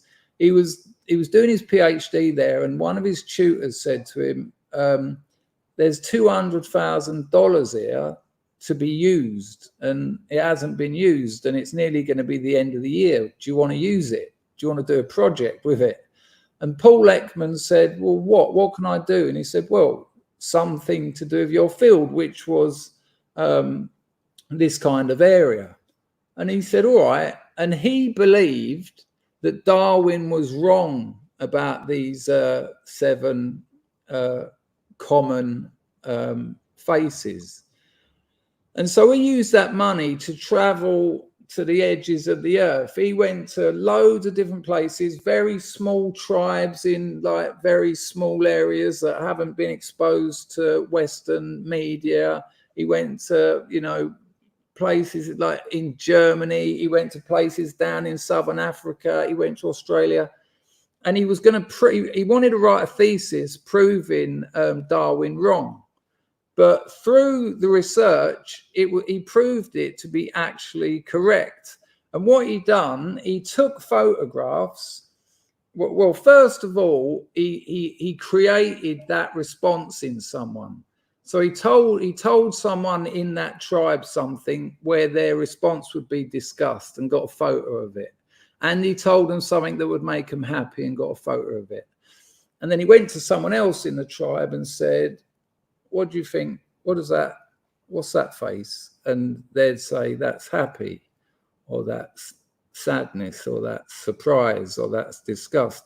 And then around the other side of the world, the Inuits done exactly the same, and they all came back the same. Blew his mind, because he thought Darwin was absolutely going to be wrong. And he followed it up. And that's where micro expressions come from, because while he was doing those experiments, he started experimenting with how long he showed them the pictures. And so instead of just holding it up at them and going, "What's that person feeling?" and the person will get to study it and sort of, they wouldn't always say disgust, surprise, sadness. They'd articulate it, but you can round it down to, those individual words. But then he started just going, what's that? And the person would say, happiness. And they'd be like, what's that? Fear. And a micro expression today, and this is Paul Ekman's work, you can look up Paul Ekman. You can even do the tests online. You can do a Paul Ekman micro expressions test. But I'll tell you what, that it is something like a quarter of a second. Now, a second's quite long, really, but a quarter of a second is next to nothing. But the reason, when you see it, I'd advise you to write down the 7 things, because that's the hardest bit, remembering what they are. I mean, you can sort of say, oh, it seems like someone who's, they seem all right with life, and then that'll be happiness or something. So write down the 7, but it's like that. Now, the reason everyone alive today shares that response is because if we didn't, we'd be dead, because we wouldn't have evolved, because we wouldn't have been able to tell people's expressions quick enough to do something about it and either get the fuck out of there or understand them. Darwin said it's not survival of the fittest, is it? It's those who can I just fucking said adapt it. the quickest. There you go. Those who can adapt the quickest. But if you look into it, Paul Ekman micro expressions. Weirdly, there's an American TV show with Tim Roth, and he plays a character based on Paul Ekman. They're sort of like detectives. It's a bit shit, but I do like Paul Ekman, so I have watched every single episode. There's a donation. Bullet drops a 5 spot. The human condition. Birth, learning, emotion, aspiration, reason, morality, conflict, and death. What's that, Bullet? I don't understand what you mean. What? In that order or sort of all together? I'm a bit stuck there. But nice one. Drop it in. All good with that. Doesn't sound wrong, does it? I don't know what it is though. What's the point being made? Are you asking me? Yeah. Shit, I don't know. Oh, there you go. And that's why I asked you, because that is what we're talking about right now. See, I was happy for a bit of conflict. I could have just said, nice one, Bullet. Yep. But I didn't, because I wanted to make a point. And you went, it's not wrong though, is it? Now, you haven't said it's right, because then I'd have said, and I would have said to you, well, what's right about it? So you didn't want the conflict. So you did have a mask on there. And you know it. What's he saying there? Bullet knows I love him. There's no problem here, but what's he saying? Be honest, Packer, with me. Well, he's just pointing out life. I think. Be honest. What do you think that is saying? I don't know. There you go. That's enough. That's enough. That's all I said. That's enough. That's it. But rather than that conflict, I would rather have not have been in conflict here. But I knew that you wouldn't. I knew that. And that's what it is. But I still do want to know from Bullet what he means. But it does need clarifying a little bit. Because if it's meant to be in order, we're learning. I don't know what it means. That's my point. And I knew you wouldn't say that. I knew you wouldn't say I don't know what it means, because you don't want the conflict. You don't want the hassle.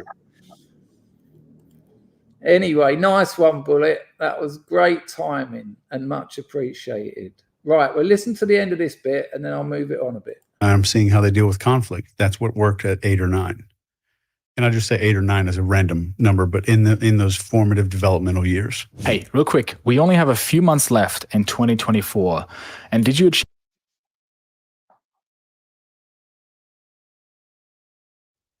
Who do they want me to think? What do they want me to think about them? Uh-huh. And then what was the second thing again? What do they want me to notice? What do they want me to notice? level of self-control. Level of self-control. What does that mean? So I will look at somebody and measure their level of discipline. And you need no training for this. So if you and I were seated in the middle of an airport together, and I said, show me somebody who has a lot of discipline in their life, you could see a high degree of self-control. You'd be able to spot somebody. Anybody listening right now will be able to spot somebody with discipline. And that's one of the first things I look at, somebody's degree of self-control. And I know that instantly, even if they're a stranger, they'll be more predictable in a good way. Like they're more likely to be trustworthy because they already discipline themselves. They have self-control. So if I know that I'm getting into a business relationship or something with somebody that has self-control problems, and you may see this, some people might think that that's somebody being overweight, and they.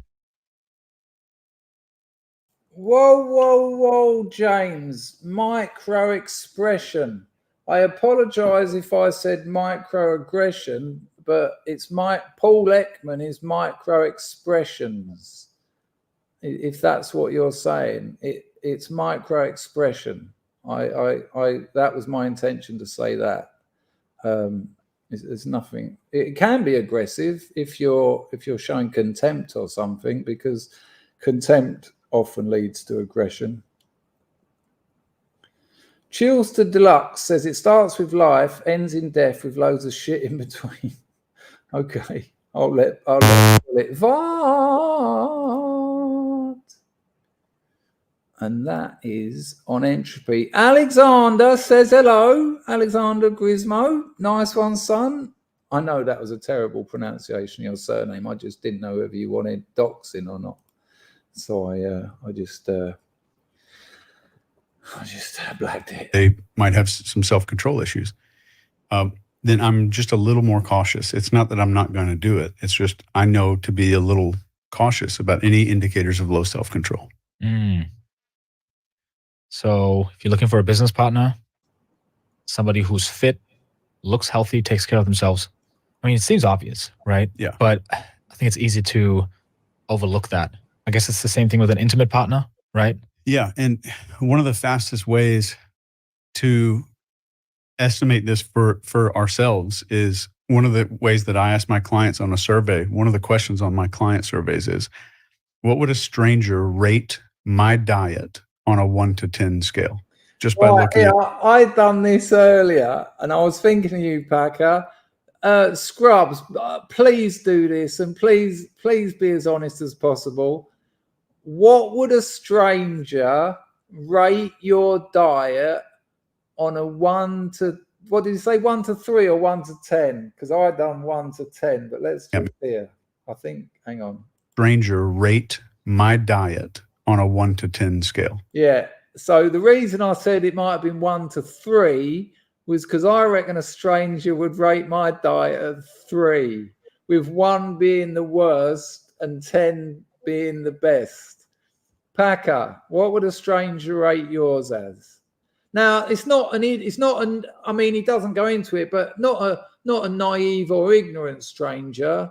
Because what I'd say for yours is you certainly considered it. You don't seem to eat any shit. You've looked into it. There's medical and peer-reviewed papers written about it. I'd give you around a 7 or an 8. But what would you think a stranger would rate your diet? Yeah, I think a stranger would rate it low because most people believe in the food pyramid as it's taught now. That's interesting. Yeah, most people are taught that cereal and things like that is good for them. I remember when I was good for them. You know. Yeah, that doctor who was scripting me all those drugs, Dr. Kindness. I told him I got a water filter, and he went, throw that away. He said it takes all the good stuff out of water. Says it takes all the minerals out of it. He said your body has been trained to be licking water out of puddles for the last 20,000 years. He said, and now you're taking it. He said, you know, they clean windows with water that's had all the minerals taken out of it, and it's almost acid. It can burn your hands. Water, right? anyone in the chat who knows anything about that, I'd love some more info on it, because I've kind of forgotten. But and then I said I eat well though, because opiate users are traditionally constipated, right? And I just want to get the drugs out of him, so I'm telling him what I think he wants to hear, which kind of is part of all this bullshit. And I said to him, I said, I eat loads of fruit though, and I said I eat loads of like bran flakes. What's the one that's just fiber? It's not fruit and fiber. It's just All bran. All bran, yeah.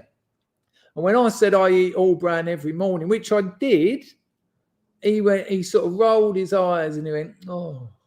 And I went, not good, because he'd already slagged off my water filter, my Brita water filter that I could have bought a few bags for instead of my 30 quid Brita that he told me to throw away. All the fruit, he was just like, oh, yeah, Lord. And then when I said all brown, he rolled his head. I went, no good. He went, it's good for making concrete. And then he said to me, he said, I can't remember what, I think it was Kuwait, because do you remember when I told you none of the pharmacies had the ampules because they'd sent them all off to the war? I think it was Kuwait.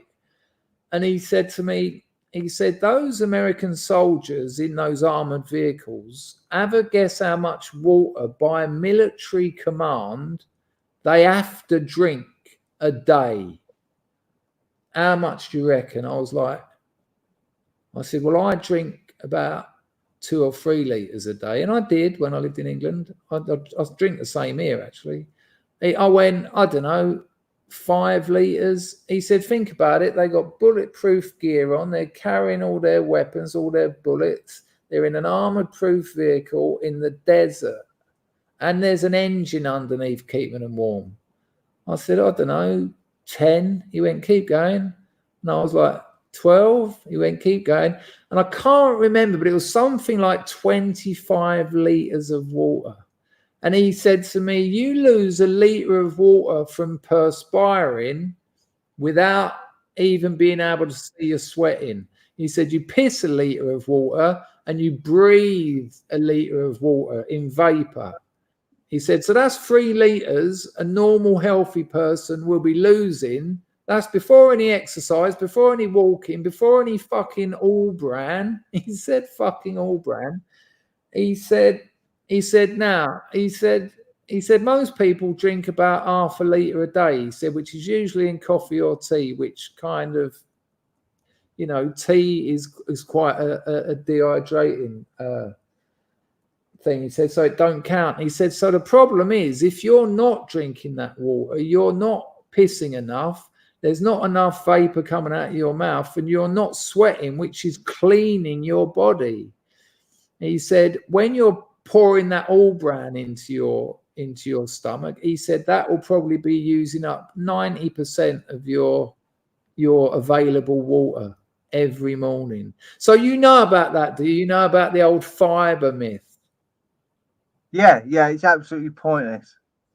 Because wasn't that the big diet in the 80s, the F plan? It was a fiber-based diet, if I remember. Yeah, all the food science that our supermarkets are based on is bullshit. Is lies. It was all written by, you know, Mr. Kellogg and people like that. This is what's good for you. He said that it stops you wanking. That's on Yeah, record. I mean, it is so, and it's got a cockerel on the cover, which is kind of funny. Yeah, but bread and stuff like that is purely just a means to feed the masses. Bread and rice and things like that. It's just to get something in the masses. It's not what that people should eat. Yeah, and I think also if people had the money, they probably wouldn't. But you know, out here it's rice. In Europe, it's usually bread and potatoes. In like the Italians have pasta. Most peoples have a staple carb, which just fills up their stomach and gives them something to burn. Doesn't it turn into sugar carbohydrates? Yeah. Do complex carbohydrates turn into sugar? All carbs. They just turn into sugar. Yeah, Like all I've told sugar you is sugar, before, all I carbs used, is sugar, all fibre is useless and has no point to it. and I'd tell you I was lying to him anyway. I wanted the amps. I didn't used to have a shit for about 3 weeks at a time, and then I'd sit on the toilet. It would come out looking like fucking Schwarzenegger's arm. It'd lift me out the fucking toilet. It was so big. But you know, you have to go these ways. Yeah, very, very strange, John. I knew someone would say it. I knew it. There you go. Hello, Spanish chicken. That's that. There you go. That's the sort of food you should be eating. I was doing eggs and steak for a few months there. Right. Where's the next bit I want to go to? Right. We go back to the masks and authentic. What's the time? All right. We'll do 30 minutes on this. What's your read on my mask? Your mask is, I need to be harmless. And so you have more of a puppy mask, and that's how you dealt with conflict at the age of 8 or 9, is I'm going to be more and more innocent, and I'm going to use innocence to solve this problem. I'm going to stay out of conflict. If I can kind of just be nice and kind, let's just everybody become friends with each other really quick, as fast as possible. Mm-hmm. Yes, I think that's very accurate. One of the things we talked about yesterday as well. Mm-hmm. How do I get out of that? Because I have a side of me that's, when that comes out, you do not want to get in my way. Right. Yeah. I love it. I love it. The fact that he says to him, "What's my mask?" And he says, "Well, you know," he essentially said, "You don't want any conflict. You're Mr. Nice Guy. You know, you want people to like you." And he agrees with him, and then immediately says, "Yeah, but there's another side of me. You don't want to see that. You'll know when I'm angry." Okay. I'm afraid of that part. Mhm. No, that gives But me. I've heard that so many times. I'm scared of how angry I can get. You know, it scares me. So you can imagine what it's like for other people. As soon as I hear that, I think you're terrified of conflict. Absolutely terrified. You're so terrified that you're saying, I've got this anger in me that I just can't let out. I spend my life keeping it under control because it will be like a whirlwind of terror, and it never materializes. It comes out. Leon Squared, hang on. Leon Squared says this is astrology for blokes. Okay. Cheers, Leon. Yeah, hey, Leon. I mean, explain. I'm up for it, but you've got to explain. I don't know what that fucking means. It's like, no, it ain't. It's like cars for chickens. But my first go-to is be kind. How would you approach something like that? Somebody notices their mask, whatever it might be. You need to get in touch with whatever the opposite of that mask is.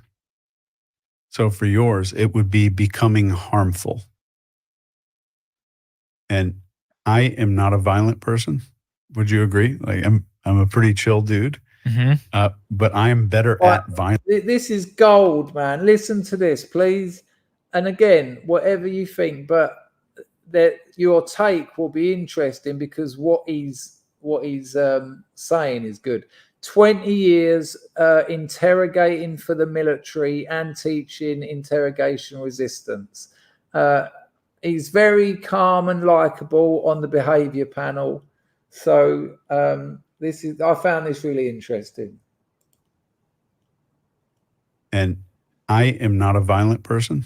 Would you agree? Like I'm a pretty chill dude. Mm-hmm. But I am better at violence than probably most people that you know. So I'm excellent at violence. That does not make me harmless. It makes me do no harm. So I think that once you get familiar and intimately familiar with whatever the opposite of the mask that we wear is, we get to a point where we no longer need the mask to cover things up. Mm. It's so fascinating because as you're talking about this, I feel like with certain people, Mm-hmm. I am humble, gentle. Yeah. Whereas I think there's a bunch of people, and I told you this before in the previous episode, there's a lot of people who found me intimidating. And when I'm around them, they're just, you can just say, I'm not buying this. I'm not buying this fella. This fella's actual mask is the combination of both of these things. What he's trying to say is, I am kind of likable and harmless, but I'm also, there's this other side to me. His mask is trying to give himself the best of both worlds. That's how he wants to come across. I'm not a pushover. I'm not a wuss. I've got it when it's required, but I like to be mature and adult about these things. And the opposite of that, although those things are opposites to each other, that little opposition is actually his mask. And what I think is the opposite of that opposition is probably, and I'm thinking like off the cuff at the moment, he wants to have the best of both worlds, but actually he feels very middle of the road. And he is very middle of the road. He's a YouTube interviewer. He's not there. He's not there to sort of call out the person he's interviewing. He wants a nice, friendly chat. But he wants people to think he can actually. He's got a different set of tools. He's got two toolboxes, and he can work from both. But actually, he's just a nice bloke. And that's Clive James and he's David Packman. What's that, son? I said he's Clive James and he's David Packman. Very much like David Packman. Very much like David. Is it Packman. David Packman? Is it, you know what I mean? Yeah, the leftist fool.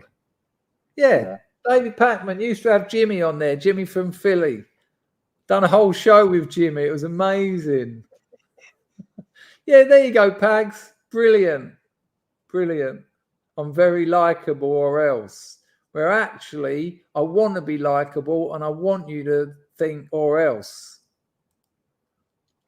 But what's interesting here is, I think, because they're friends, I think Chase cuts him some slack here. I think Chase knows that. Well, we'll see. Sense that. And I'm finding myself being gentle on purpose to make them comfortable. Yeah. So I guess we can have multiple masks depending on who we're interacting with, right? Yeah. Yeah. But I think that's the same mask though. Yeah, boy. Okay. I need to become softer so that they can get softer. Mm-hmm. I soften to solve problems. And that's kind of what that is.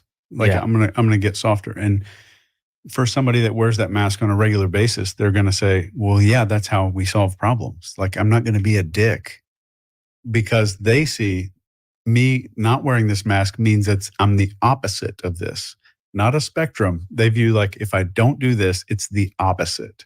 I have to be a dick. Does that make sense? Yeah. But there's a way to deal with conflict in a very direct way and very confident dealing with it. And it's not a dick. You know what I mean? Leon doesn't like it. Look at the way Leon shifts his body when he realizes what Chase is actually saying. He hasn't moved. That fella Leon hasn't moved up until now. Once he realizes that Chase has called him out, watch the way he sort of squirms a little bit in his seat. Yeah. But there's a way to deal with conflict in a very direct way and very confident.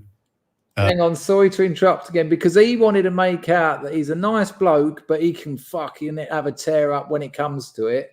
But when Chase doesn't let him have that, and actually says, no, you're just a nice fella, and that's it. Watch him squirm. It's clear as day. Dealing with it, and it's not a dick. Yeah. You know what I mean? So it sounds like if you're a Chihuahua who's barking a lot and you're puffing your chest, yeah, you're actually a pussy. Yeah, I was. If you're a puppy until I was 24. I was a Chihuahua. Okay. And if you're a puppy Look at who's him like, go. oh, look how nice I am. He's up on his seat. He's still talking to Chase, but the conversation in his head is louder. Then you're actually a dick. Yeah. It's just okay. Yeah. Yeah. I mean, I think that I have that side of me where I'm like very impatient. Mhm. I can be very impatient with people, and I hit the brakes. I'm like, it's fine, kindness, you know. Which isn't what he just said. He's now adapting to what Chase said because he doesn't want the conflict. You know, if he was if the opposite of his mask was really what he said, Ed called Chase out on this. But now he's kind of he's proving that he's just a normal middle of the road bloke, and his mask is don't get conflictual with me. Let's just keep this on a very middle of the road way, because he wants to be seen like that, because it's also his job, which complicates things. You know? Yeah. But I have that like. So, and I guess No, you don't. That's amazing. Look at Chase when he says, yeah, it's such a no. It's yeah. And that's Chase deciding whether to go for it. Because even after all that talking about, you know, you're soft and you want to soften things down a bit, and he got all antsy in his seat and he was up and down, he stroked his legs. He's still at the end. He got a fist. He made a fist, and he was like, I can still. I mean, he was very vague in what he can still do. He just clenched his fist. I can still. Well, no. I can be very impatient with people, and I hit the brakes. I'm like, it's fine, kindness, you know. Yeah. But I have that like. So, and I guess embracing. I have that like nothing. And look at Chase's face. He's looking down, just thinking, nah, you haven't got this. That making peace with that dark side. Yeah. And that was, I mean, Carl Jung spent his whole life talking about this and like getting familiar with our shadow. And I think if we do that and we know ourselves, I think that's the biggest problem for most people, is that we don't fully know ourselves. And I think I was like 26 before I realized who the hell I was. And it took maybe another 10 years before I started really getting it. My wife knew herself in like middle school, like 10 times more mature than I am. And I think that's the biggest problem for most people, is that they don't know who they really are. And that means that someone else will be able to tell you, and other people will be able to influence that. If I'm not absolutely certain of what I am, then somebody else can tell me what I am. So if like you're certain that you drive a Chevy truck and you come over and say, oh, that's a Honda Accord. That's hilarious to me, because I know it. And we know other things in our life better than we know who we truly are as a human being. And I mean, like, the faults, the insecurities, can I be okay with just knowing that about myself and then just live? And maybe that's just getting out of the simulating life and just living a real one.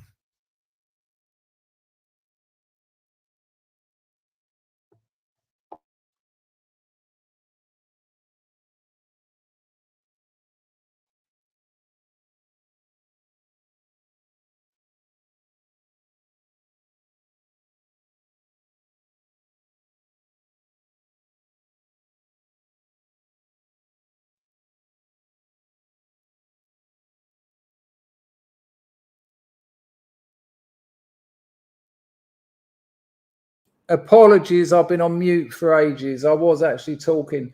I haven't got time for all of it, but this is the interesting bit. I will do another one of these, but check it. So you gave me this massive ops manual for reading people. This is something that intelligence agencies would use or are using. I don't know if you can disclose that. Yeah. They are using it to train people. Yes. US government.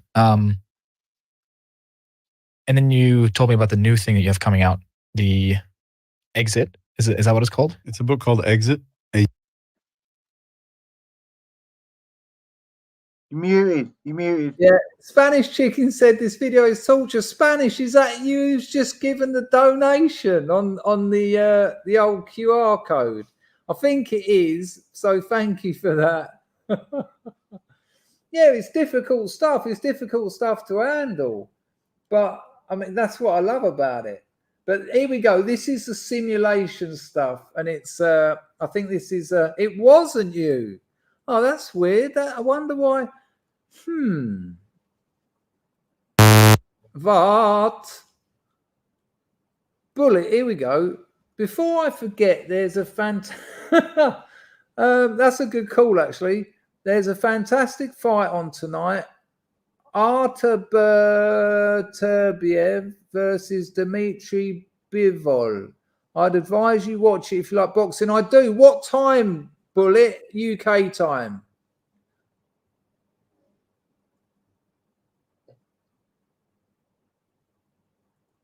Let me know, Bullet. I'll keep an eye on the chat. That's a great call.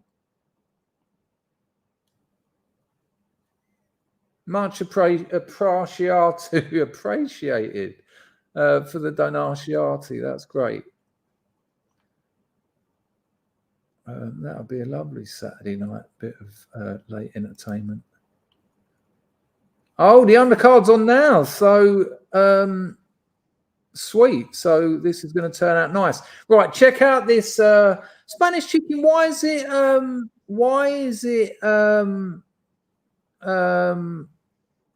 what was the word? Oh no, there's a better one now, Moody. Puff Diddy killed himself last night. The joke is updated, hasn't it?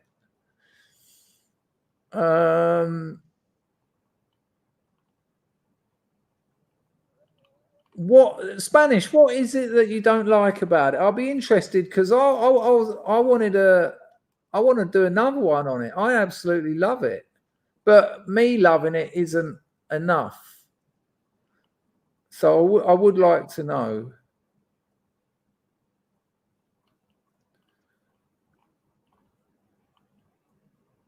Nice one, Anglo. That's appreciated. So 11:15 your time. Ah, fuck. That's 5 o'clock in the morning my time.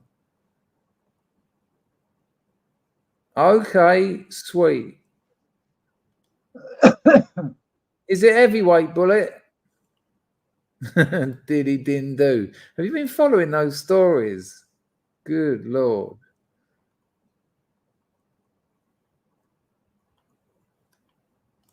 Right, here we go. Check it out. The user's guide to the simulation. The way you pitched it to me was so fascinating because it's not the simulation like Elon Musk would say that we're in a video game. But he doesn't say he can read everyone. He's not saying that. What he's saying is he's spent his adult life. It's his job.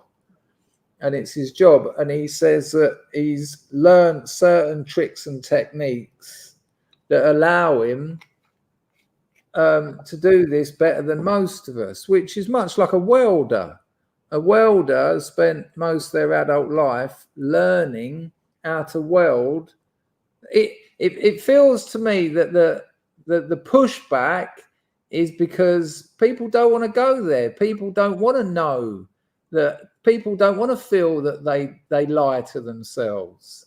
I mean, I lie to myself all the fucking time. I lie to other people all the time. I'm continually putting on masks. I'm continually, trying to appear in a certain way in a different situation. There are times when I'm not as well, but I'm not sure you can deny. The evidence is in on a lot of this stuff. I think people just like to think that they're in control and they have an understanding of themselves. But, even the unconscious, we have an unconscious. And the unconscious, everyone else sees your unconscious when you communicate and when you perform, whatever you do. But you don't, because by definition, it's unconscious. And, you know, if you're going to question the reality of the idea of the unconscious and just say, well, it's just all bullshit. Well, since the 1950s, all marketing and sales has been based on it. You know, Freud's nephew, Bernays, Dichter, all of them, all marketing is what marketing realized in the 1950s, based on the psychoanalytic model of the unconscious, that rather than appeal to the customer's critical faculties, get into their unconscious emotions. And to that day, that's how they do it. That's how Apple managed to sell the same fucking phone again every fucking year. So you can question whether it's bullshit, but people get paid millions to give their advice and their instruction based around these kinds of things. And corporations wouldn't give that money unless they'd seen the receipts. So I think people just don't like the idea that they haven't got a full understanding of who they are. And so people get all shitty and, you know, it's just bullshit. I mean, it's a bit unfair to judge a very knackered bloke playing a few clips from one YouTube video to write it off as bullshit. Maybe go and have a look, maybe go and investigate it a bit further before you, because it might actually help you in life. It's like the AI stuff.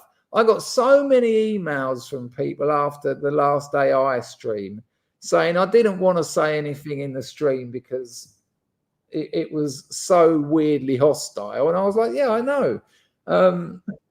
They said, but I've been all over this, I've been all over that, and it's revolutionized my business. And, you know, I don't know. These things are tools. These things are tools to help you get through life and help your fight for resources, because that's all you're doing. You're fighting for resources with other people who've invaded your country, for instance. And just writing it off because it makes you feel a little bit nervous or a little bit kind of, you know, threatened, it just seems ridiculous. But, you know, there we go. And that's why I love doing them. Nice one on that, Bullet. Nice one for the support and for the fight. I will. I pretend I won't be awake at that time. I think Plot Loser might have done another entropy. I don't know if I missed that. I've read out Alexander's. Anyway, check out the simulation stuff. It's a different thing. I think you'll probably run along a bit better with this. I think this will be more your thing, people. Right. Hang on, Chilster Deluxe. I said Bernays was good, wasn't it? So who can't see Chilster Deluxe? Chilster can't see. Who did he say? Spanish Chicken. Chilster, if you go into your, you'll probably have to do it after the stream, or you could just open up another YouTube. Go to YouTube Studio. Go to Settings. Then go to Permissions, and you'll see all the people you've blocked, and then you can just unblock him. So, and it does happen a lot. I block people. I've blocked people by accident in the past. It's just weird. You accidentally just press a button. So that might be the thing. Got me once. Did I? Yeah. I'm going to do it again tonight. Right. Check out the simulation. It's something that what's the origin story of that? So it's basically getting off of the map, glitching out of the map. So, and this is not conspiracy theory stuff. This is not at all. This is just. This is important. This isn't the Matrix. This isn't 1,000 parallel universes. It's very practical, and it's very. What would the word be? Very timely. and we've talked about it loads on this channel, about the map and the territory and all that lark. Baudrillard, the Polish geezer whose name I always forget, Lars will probably remember. Kabinski, I think it might be. Kabinski talked about the map and the territory. Reality. Dealing with reality. Yeah. Because one of the things you said to me was, okay, going to a grocery store is a simulation. It is simulating going to the forest and picking your berries. Yep. Right? Instagram is a simulation of life. A department store is a simulation of like a market. There you go. Barney's nailed it. That's the most famous of them, the Borges tale. And that's the one that Baudrillard uses in the first page of Simulations and Simulacra. Borges, what's it called? On Exactitude in Science, I think it is. And the story the story is about 10 lines long. It's called On Exactitude or On Inexactitude in Science. And it's about an empire. And they build a map that is so detailed, it ends up covering the empire at a ratio of 1:1. So a table on the map is the same size of the table on the empire. Over time, the empire crumbles and fails, as does the map. You know, it rains occasionally, whatever. And then people who come to that empire hundreds of years later, they can't tell the difference between the empire, which was the reality, and the map, which was the copy.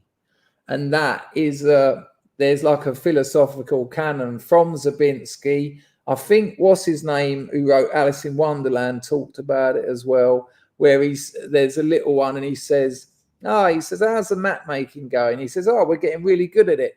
He says, we're making one that's a ratio of 1:1.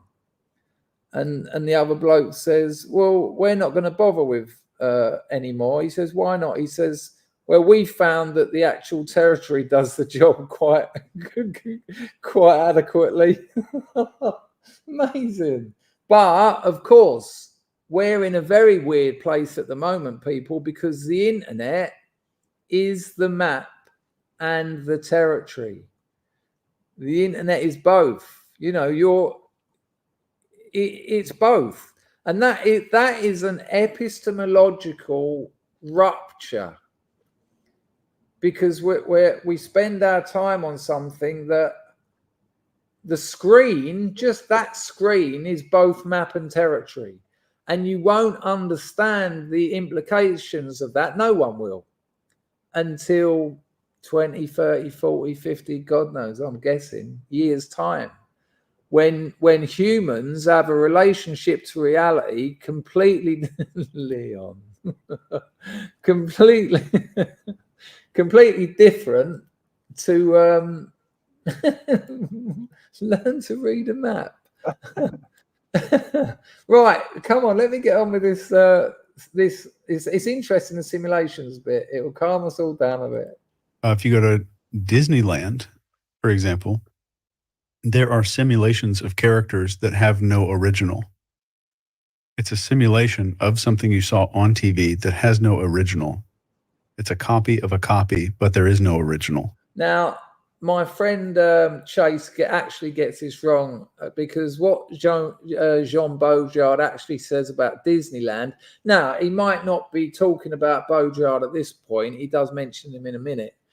But in the first pages no, it's not in the first pages, but after that Borges tale of Inexactitude in Science, I just told you, with the map and the territory, Baudrillard says that Disneyland exists in America to convince Americans that the rest of America isn't like Disneyland. So it's a simulation of America, which people go to as sort of like a holiday or a day out, and it's all sort of you know larger than life, and you've got these fucking Mickey Mouses walking around, like really weird to see them, scaring your kids and all that. You get Disney dollars, And that's always been a con with any fairground. As soon as you swap real money for fake money, which actually offers you less value, the currency exchange, you've already been conned. It's like in the old days before the euro. When you went to France, you'd have francs. You know, when you went to Belgium, you'd have pfennigs. But because you hadn't grown up with them, you didn't really understand the value of them. So when you went somewhere and you'd think, oh, I'd quite like to buy that. How much is it? They'd sort of go, oh, 50 francs. And you'll just go, yeah, all right. Not knowing that you've just paid 30 quid for a bottle of beer. So Disney dollars, they rack you up with them, and then you give your kids a few. You don't realise you've just given your kids 200 quid each, and they're coming back with these litre jugs of sugar and chocolate. And so Baudrillard says, you know, it exists. Its social and cultural function is to convince Americans. You know, you don't have to go there to be convinced, just knowing it exists.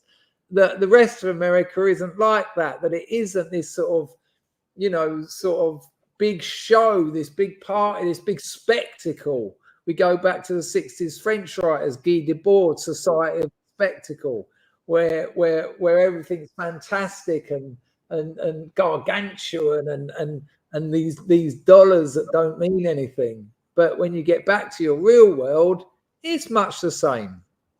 It's interesting stuff. So a little bit more of that, and then we'll wrap it up. And it's simulating cities. It's simulating towns in so much perfection. And so much of our lives are these little simulations of things. Like the menu at a fast food place has these perfect, luxurious looking burgers on it. And we know for a fact that that's a simulation. That's not what it really looks like. So all of our lives, like people, the Disney World is attractive. Theme parks are attractive because they're a simulation of reality that's more perfect than reality. And we've gotten to a place where people almost prefer the simulation. The presidential debate is about. And this is where we get to the likes of Umberto Eco. Definitely give it a read if this is your thing. Travels in hyperreality. And also, of course, pornography. You know, the reason pornography destroys people's sex lives is because it's hyper reality. You know, it presents sex, especially to younger people. It presents sex as something hyper real. You know, we all know. Like the other night, me and my missus were at it like rabbits, and I had this itch on my forehead, and every time I sort of when she had her head like in my neck, I'd try and scratch it because I didn't want to sort of ruin the moment by sort of scratching my forehead. And I'd keep trying to move her in a different direction so I could just really get at it. And I didn't know, but she was onto it. And by about the fourth time I'd done it, like I'm inside her, we're at it, we're both about to do our bit. But suddenly I'm doing it. She catches me and she just absolutely cracks up. I absolutely crack up because real sex is like that. I've fucked women and they farted. I've farted when I've been coming before, like not just like a little squeak either. I had a girl giving me head. And I'm like, oh. And as my petit more's coming out, there's un grand more coming out the back, like, and she's cracking up. I'm cracking up, but I'm coming. Now, I'm not saying it's like that all the time, but you know, you see porn and it's like this bloke and sort of the woman sort of turns up, the maid. And she, you know, it's all, you know, she's been made up. It would have taken about 3 hours. The way it's all lit is perfect. You know, it's more real than real. That's hyper reality, and that's what he's talking about. So when kids, and you know, we all know that kids are being brought up on a diet of this shit, and when they finally get their first girlfriend, first serious girlfriend, 15, 16, 17, whatever. And they realize it's a little bit more sort of human. than porn. Do you know what I mean? It's a little bit like, hang on, why ain't it going in? Hang on, and then you miss it. And I remember when I lost my virginity, I was thinking, hang on, where did it fucking go? Oh, that feels a bit probably not the right place, and all that stuff. And sometimes, you're having sex and you're thinking, oh, for fuck's sake, I just want to go to bed. All the reality of life, and so hyper reality, AI. Influencers. There's influencers now on YouTube. They can make your face symmetrical. You can change your voice. You can change the way you appear. And in about 2 years, you won't know what is real and what is not. But if you're setting up a YouTube channel, chances are you're gonna go for if you're a man, sort of very handsome, very buff.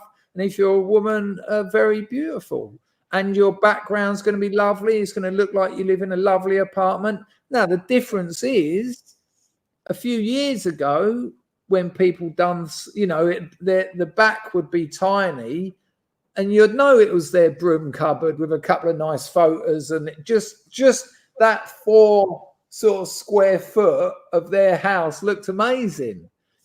But you knew that. And it was just nice aesthetically. But what will start to happen is you'll think that's their life. And that's hyper reality.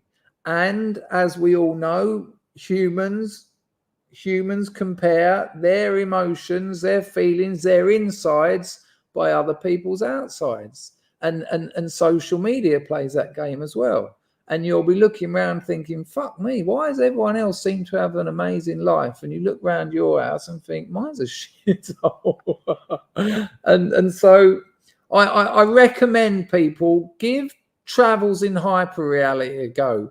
Umberto Eco travels around America looking at copies of The Last Supper, because there's about 100 of them he finds, and they're all competing for the most real version of it, like moving ones where they've got actors there. You go there and they're all still and you think it's a painting, and then Jesus starts talking and you're like, what the fuck is going on here?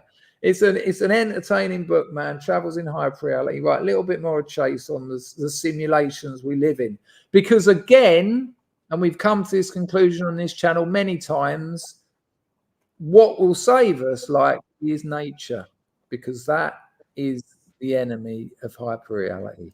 Who can fake it better, who can say the exact right words more. And we know that they're lying. We know politicians are full of it. We prefer the person who simulates better. I want the better simulated person. And just so much of our lives are about simulation.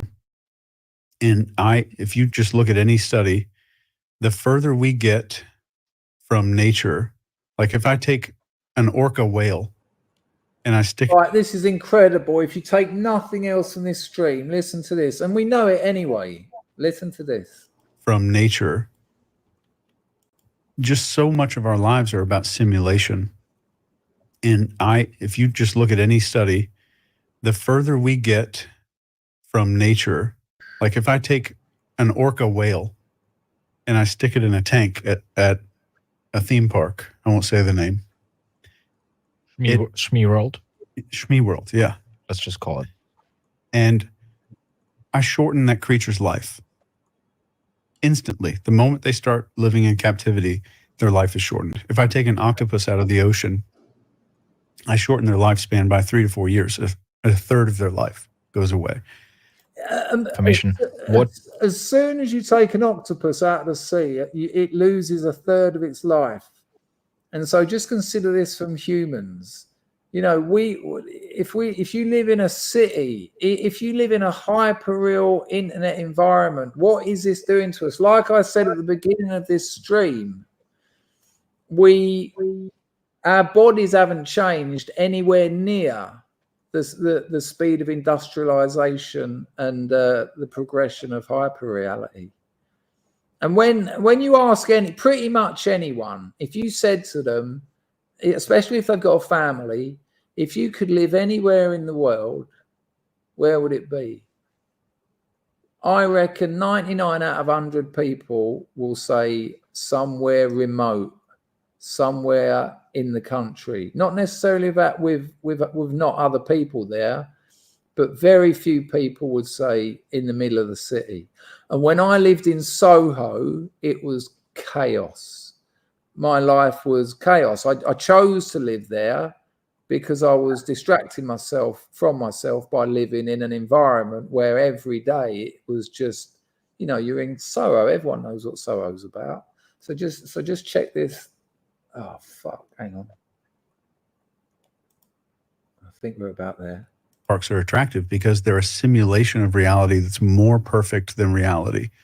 And we've gotten to a place that's more. And we know that they're lying.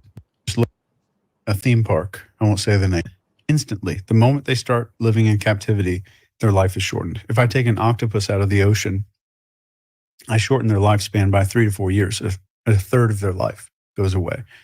No matter how perfectly I manage that salt water they're living in, the pH levels, the algae, I add in all of this perfect stuff so that the octopus can live the most perfect life possible. And I'm simulating what their environment's supposed to be like. It shortens its life because it's a simulated environment, no matter how perfect. And you take a human out of where our ancestors lived, and we're no longer seeing things and being around the environment where we're supposed to be. Our lives are shortened. Which involves our tribal heritage, our values, our traditions. And you can see the places where people live the longest are closer to nature. They have smaller tribal groups. And this is Malcolm Gladwell wrote books about this. Outliers was written about this, or a chapter in Outliers. Check out Outliers by Malcolm Gladwell. You can get it on Amazon for about £2 secondhand. And I published a paper a year ago called Ancestor Confusion Theory, where if we imagine, and this part you have to imagine, because we know that part of it's true, but if you imagine an ancestor living inside of me, my ancestors from 100,000 years ago, 200,000 years ago, living inside of me, if I spend time in places that ancestor does not understand, like cities and office buildings with artificial lighting, and I'm eating processed foods that my ancestor cells don't understand how to deal with that, I have disease. And if I'm in a simulated environment enough, like cities and all this are simulated places, it's not like none of it's real. It's a simulation of life and how life is supposed to be. I have disease. And this is a simulation right now, right? Yeah. We're talking into a mic. It feels like there's a bunch of people. Yep. But there isn't. Yeah. And for people who are listening, they feel like they're in a conversation with us. Yes. And they're watching us on a screen. And they're getting sick while they're listening to it. Yeah. But if what I'm looking at every day would confuse my ancestors, the first thing that starts is psychopathy. And the second thing that starts is what I call biopathy, because that word should have been invented, but I don't think it was.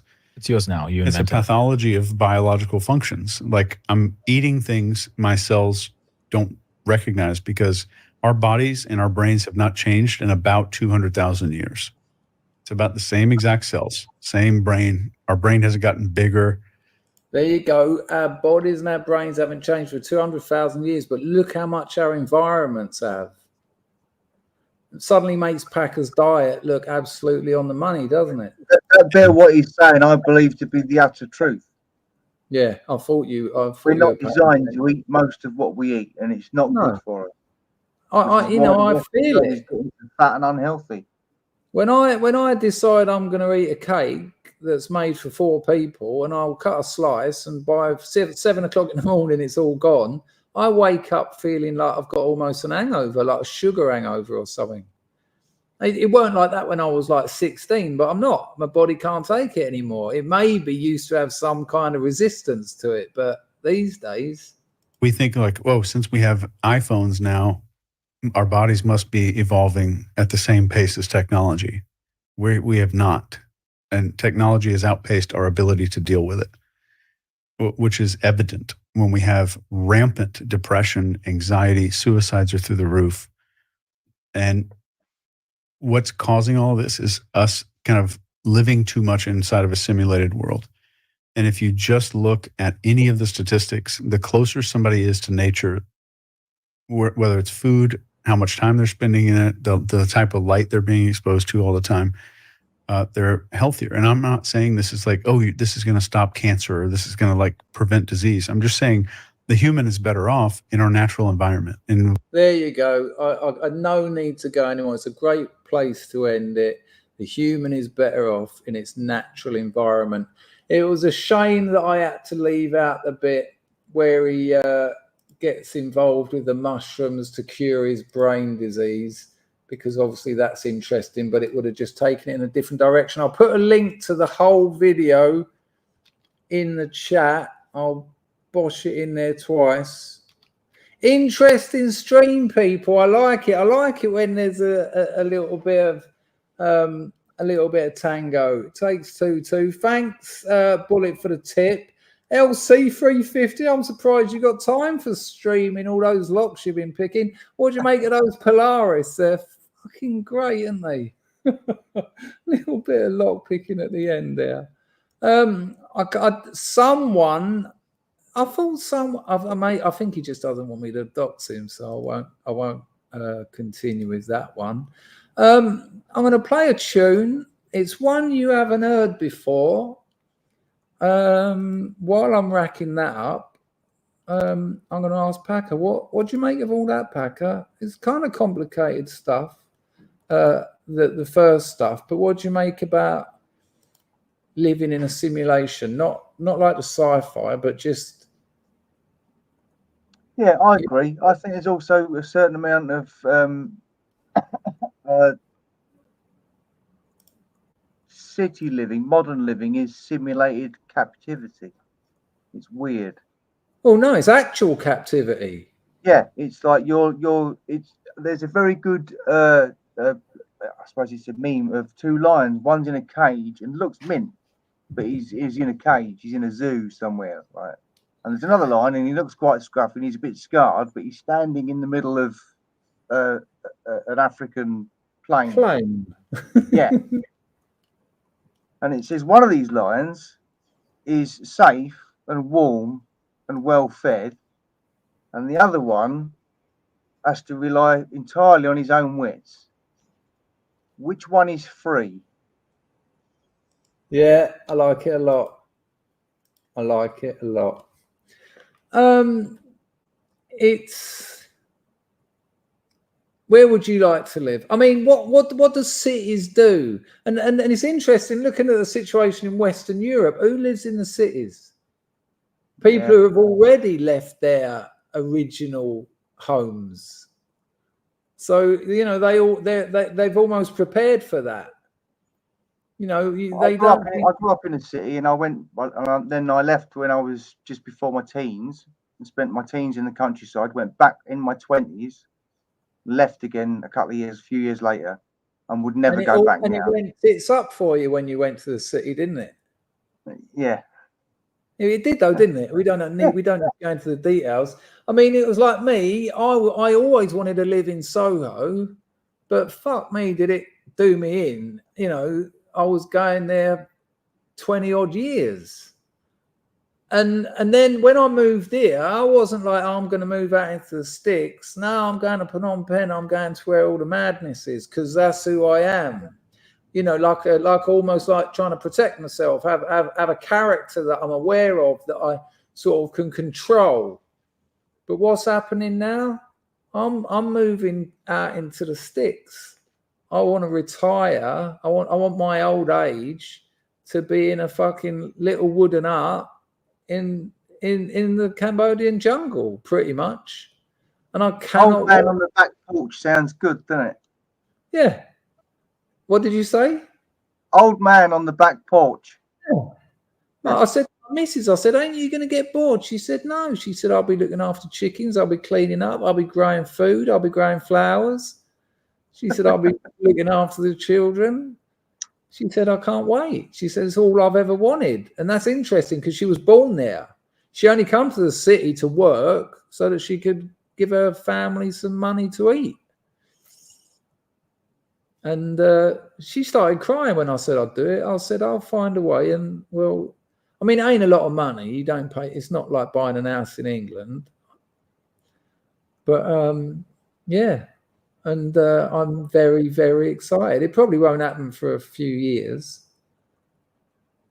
On that one, people, I'm not a financial investor, but I think Palantir's got a load more legs in it. And MicroStrategy, good Lord. But do your due diligence, look into them. Do you believe they're good companies? Do you believe they've got a place in the future? And do you believe they're well managed? I'm not advising anyone to invest. You are gambling. But if you're going to, have a look at Palantir and have a look at MicroStrategies. They will go down. You have to cope with that. It's not trading. It's long-term investing. You just keep putting a bit on. You don't wait till it goes down till you put a bit on, because you never know when it might go down a bit further.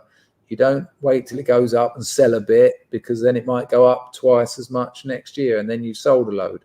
You have a plan. I'm going to sell this lot in approximately 10 years. And then when it gets to about 10 years and you're looking to retire or whatever, you just wait till you think, all right, this is a good time to sell, and then make a plan, stick to it, and dollar cost average, look into that. Let me just see if I've got this song wrapped up. We're going to end on a slightly different tone. Linda Hunter has gifted 1 Dangerfield membership. Oh, nice one, Linda. Someone will get that. You have to have it in your settings that you accept memberships, but darling Linda has given someone one. It's randomized, but someone is now a member. Chillster Deluxe is over the moon. That little conversation's been going on for a while. What? People, when I get my new microphone, I think we get our VAR. Plot Loser, nice one for using entropy. He says, interesting stream. Reality will prevail over simulation. I'm on the old Palantir now. See you later. Nice one, Plot Loser. What? When you say you're on it now, you're investing in it now, or you're going to have a look at it now? Well, if you go and have a look at it now, you've probably gone. But, you know, it's much like the Bitcoins when people said, you know, I was told to buy them at 70 quid and I went, no, I've missed the boat now. Then I was told at 700. No, I've missed the boat now. Then I was told at 7,000. I've missed the boat now. And they're about 60 grand now. I still think Bitcoin have got legs. I hold a few. I haven't got a single Bitcoin, but I've got some I've got a fraction of a Bitcoin. But I put 20 quid a month on that. Just 20 quid a month. Because in 10 years, you know, what's that?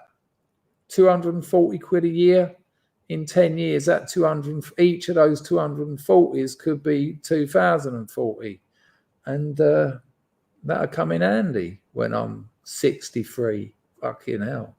It might come in handy if my missus, she said to me today, she didn't say it like this because she don't know the words, but essentially she said, have you written a will? Yeah, I have. Can you write a list of what you got? It's a fair question. No, in fairness to her, she said, listen, I've got to ask you a question. No, she said, can I ask you a question? But please don't take it the wrong way. And as soon as she said it, I said, I knew you were going to ask that. I said, look, if a car hit me tomorrow, the British government gets my investments and savings. You don't get anything. And I don't want that to happen. So, yeah, I'm on it. And do you know you can write your will on a bit of loo roll as long as you get 2 people to witness it and sign it, and they're not getting anything from the will. That's legally binding. I ain't going to do that though, obviously, but it ain't the 500 quid job it used to be. You can do it online for like 20 quid. Anyway, listen, bless you people. I knew that was going to be a bit of a tricky stream, but that's no reason not to do them. We can't just do fucking bullseye reactions all the time. I know they're good fun and that, but I do this because I think it's important. I think it will help you. I think we need to know the environments that we're living in and how they're changing, especially people who've got children, and especially people who are in a rut. Once you realise that there may be reasons for that, and especially people who are ill, there might be ways that there might be things that you can do to get out of that, and get a better relationship with yourself. And I'm not speaking like a guru. As I already said, I also wear masks. I've also, I've been to 20 odd rehabs, but trust me, I've got problems. But it's the uncomfortable things in life that you tend to learn the most from, because when you indulge in things that you already know, oh, okay, you know it again. Not of much use. Packer, I'll let you go, mate. Thanks. I'll tell you what, you know that you never, I will never think bad of you if you don't want to do it, but I was so chuffed when you turned up. I'd have been very lonely on my own in this one. Thanks for having me. Always lovely to be here. Yeah, it's working an absolute treat. P or a Packer in the chat, please, people. See you later, mate. Look after yourself. Enjoy the rest of your weekend. Ta-da.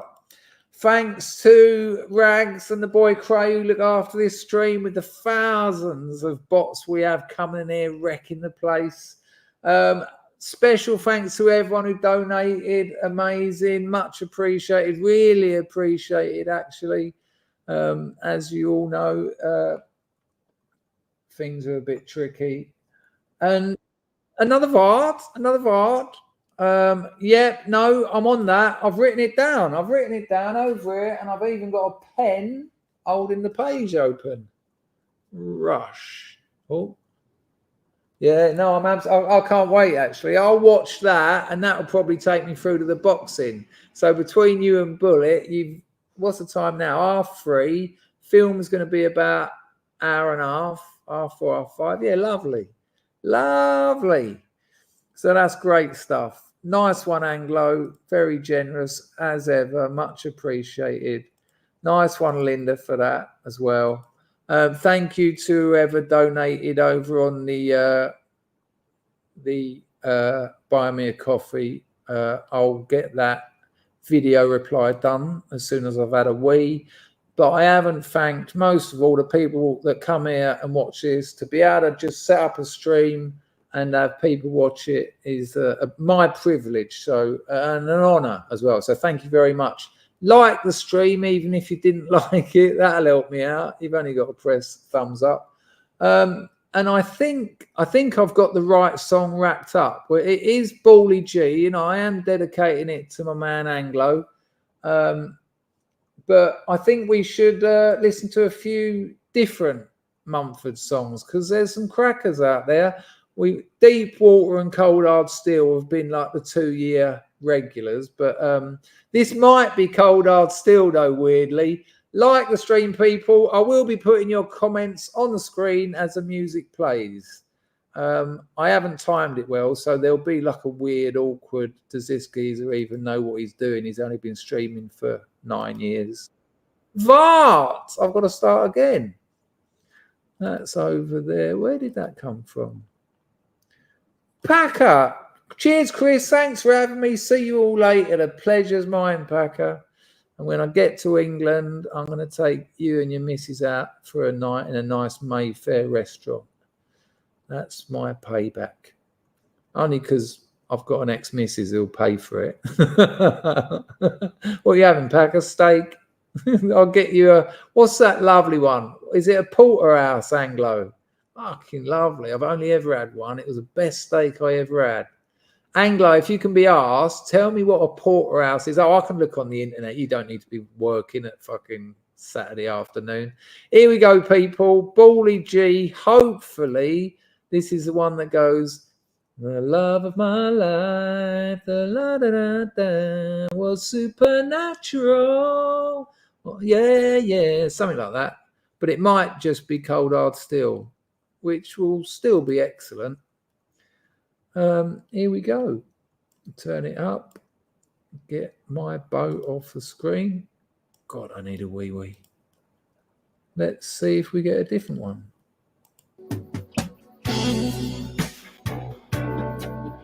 Nailed it.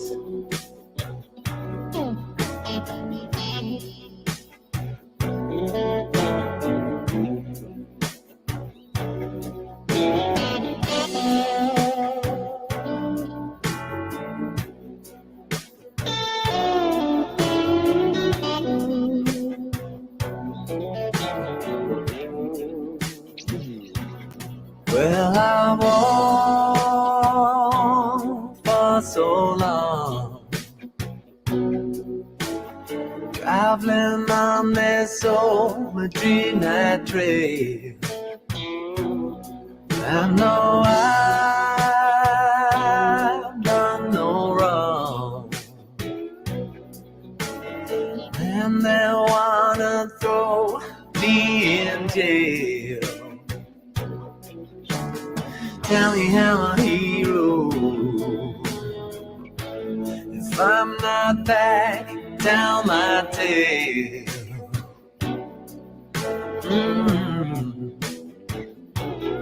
When the light starts to fade and that howling wind starts to wail, I'll be watching afraid. Though my weary eyes start to fade, I'm gonna spend my living days on the run, traveling this old midnight train, midnight train. Oh.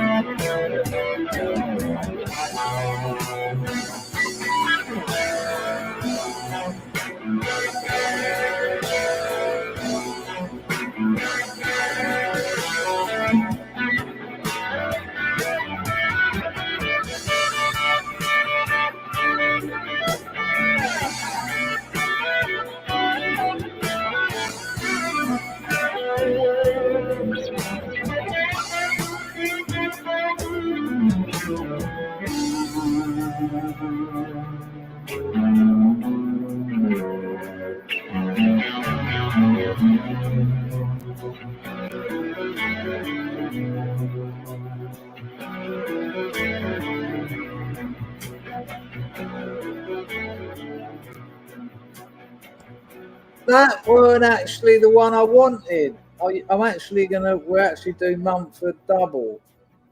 I think the next one's Cold Hard Steel. Right, so it might be the one after that. It's called Supernatural. It ain't that one. I don't like that one at all.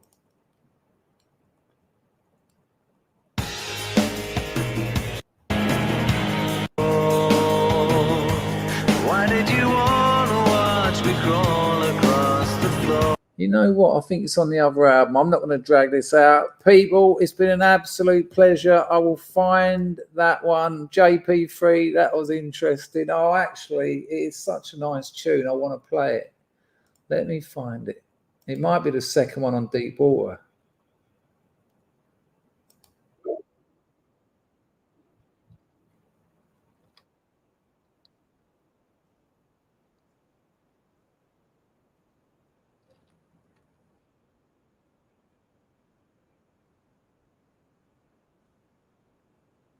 Nah, I'll be here all night trying to find it, people. I'll play it on the next one.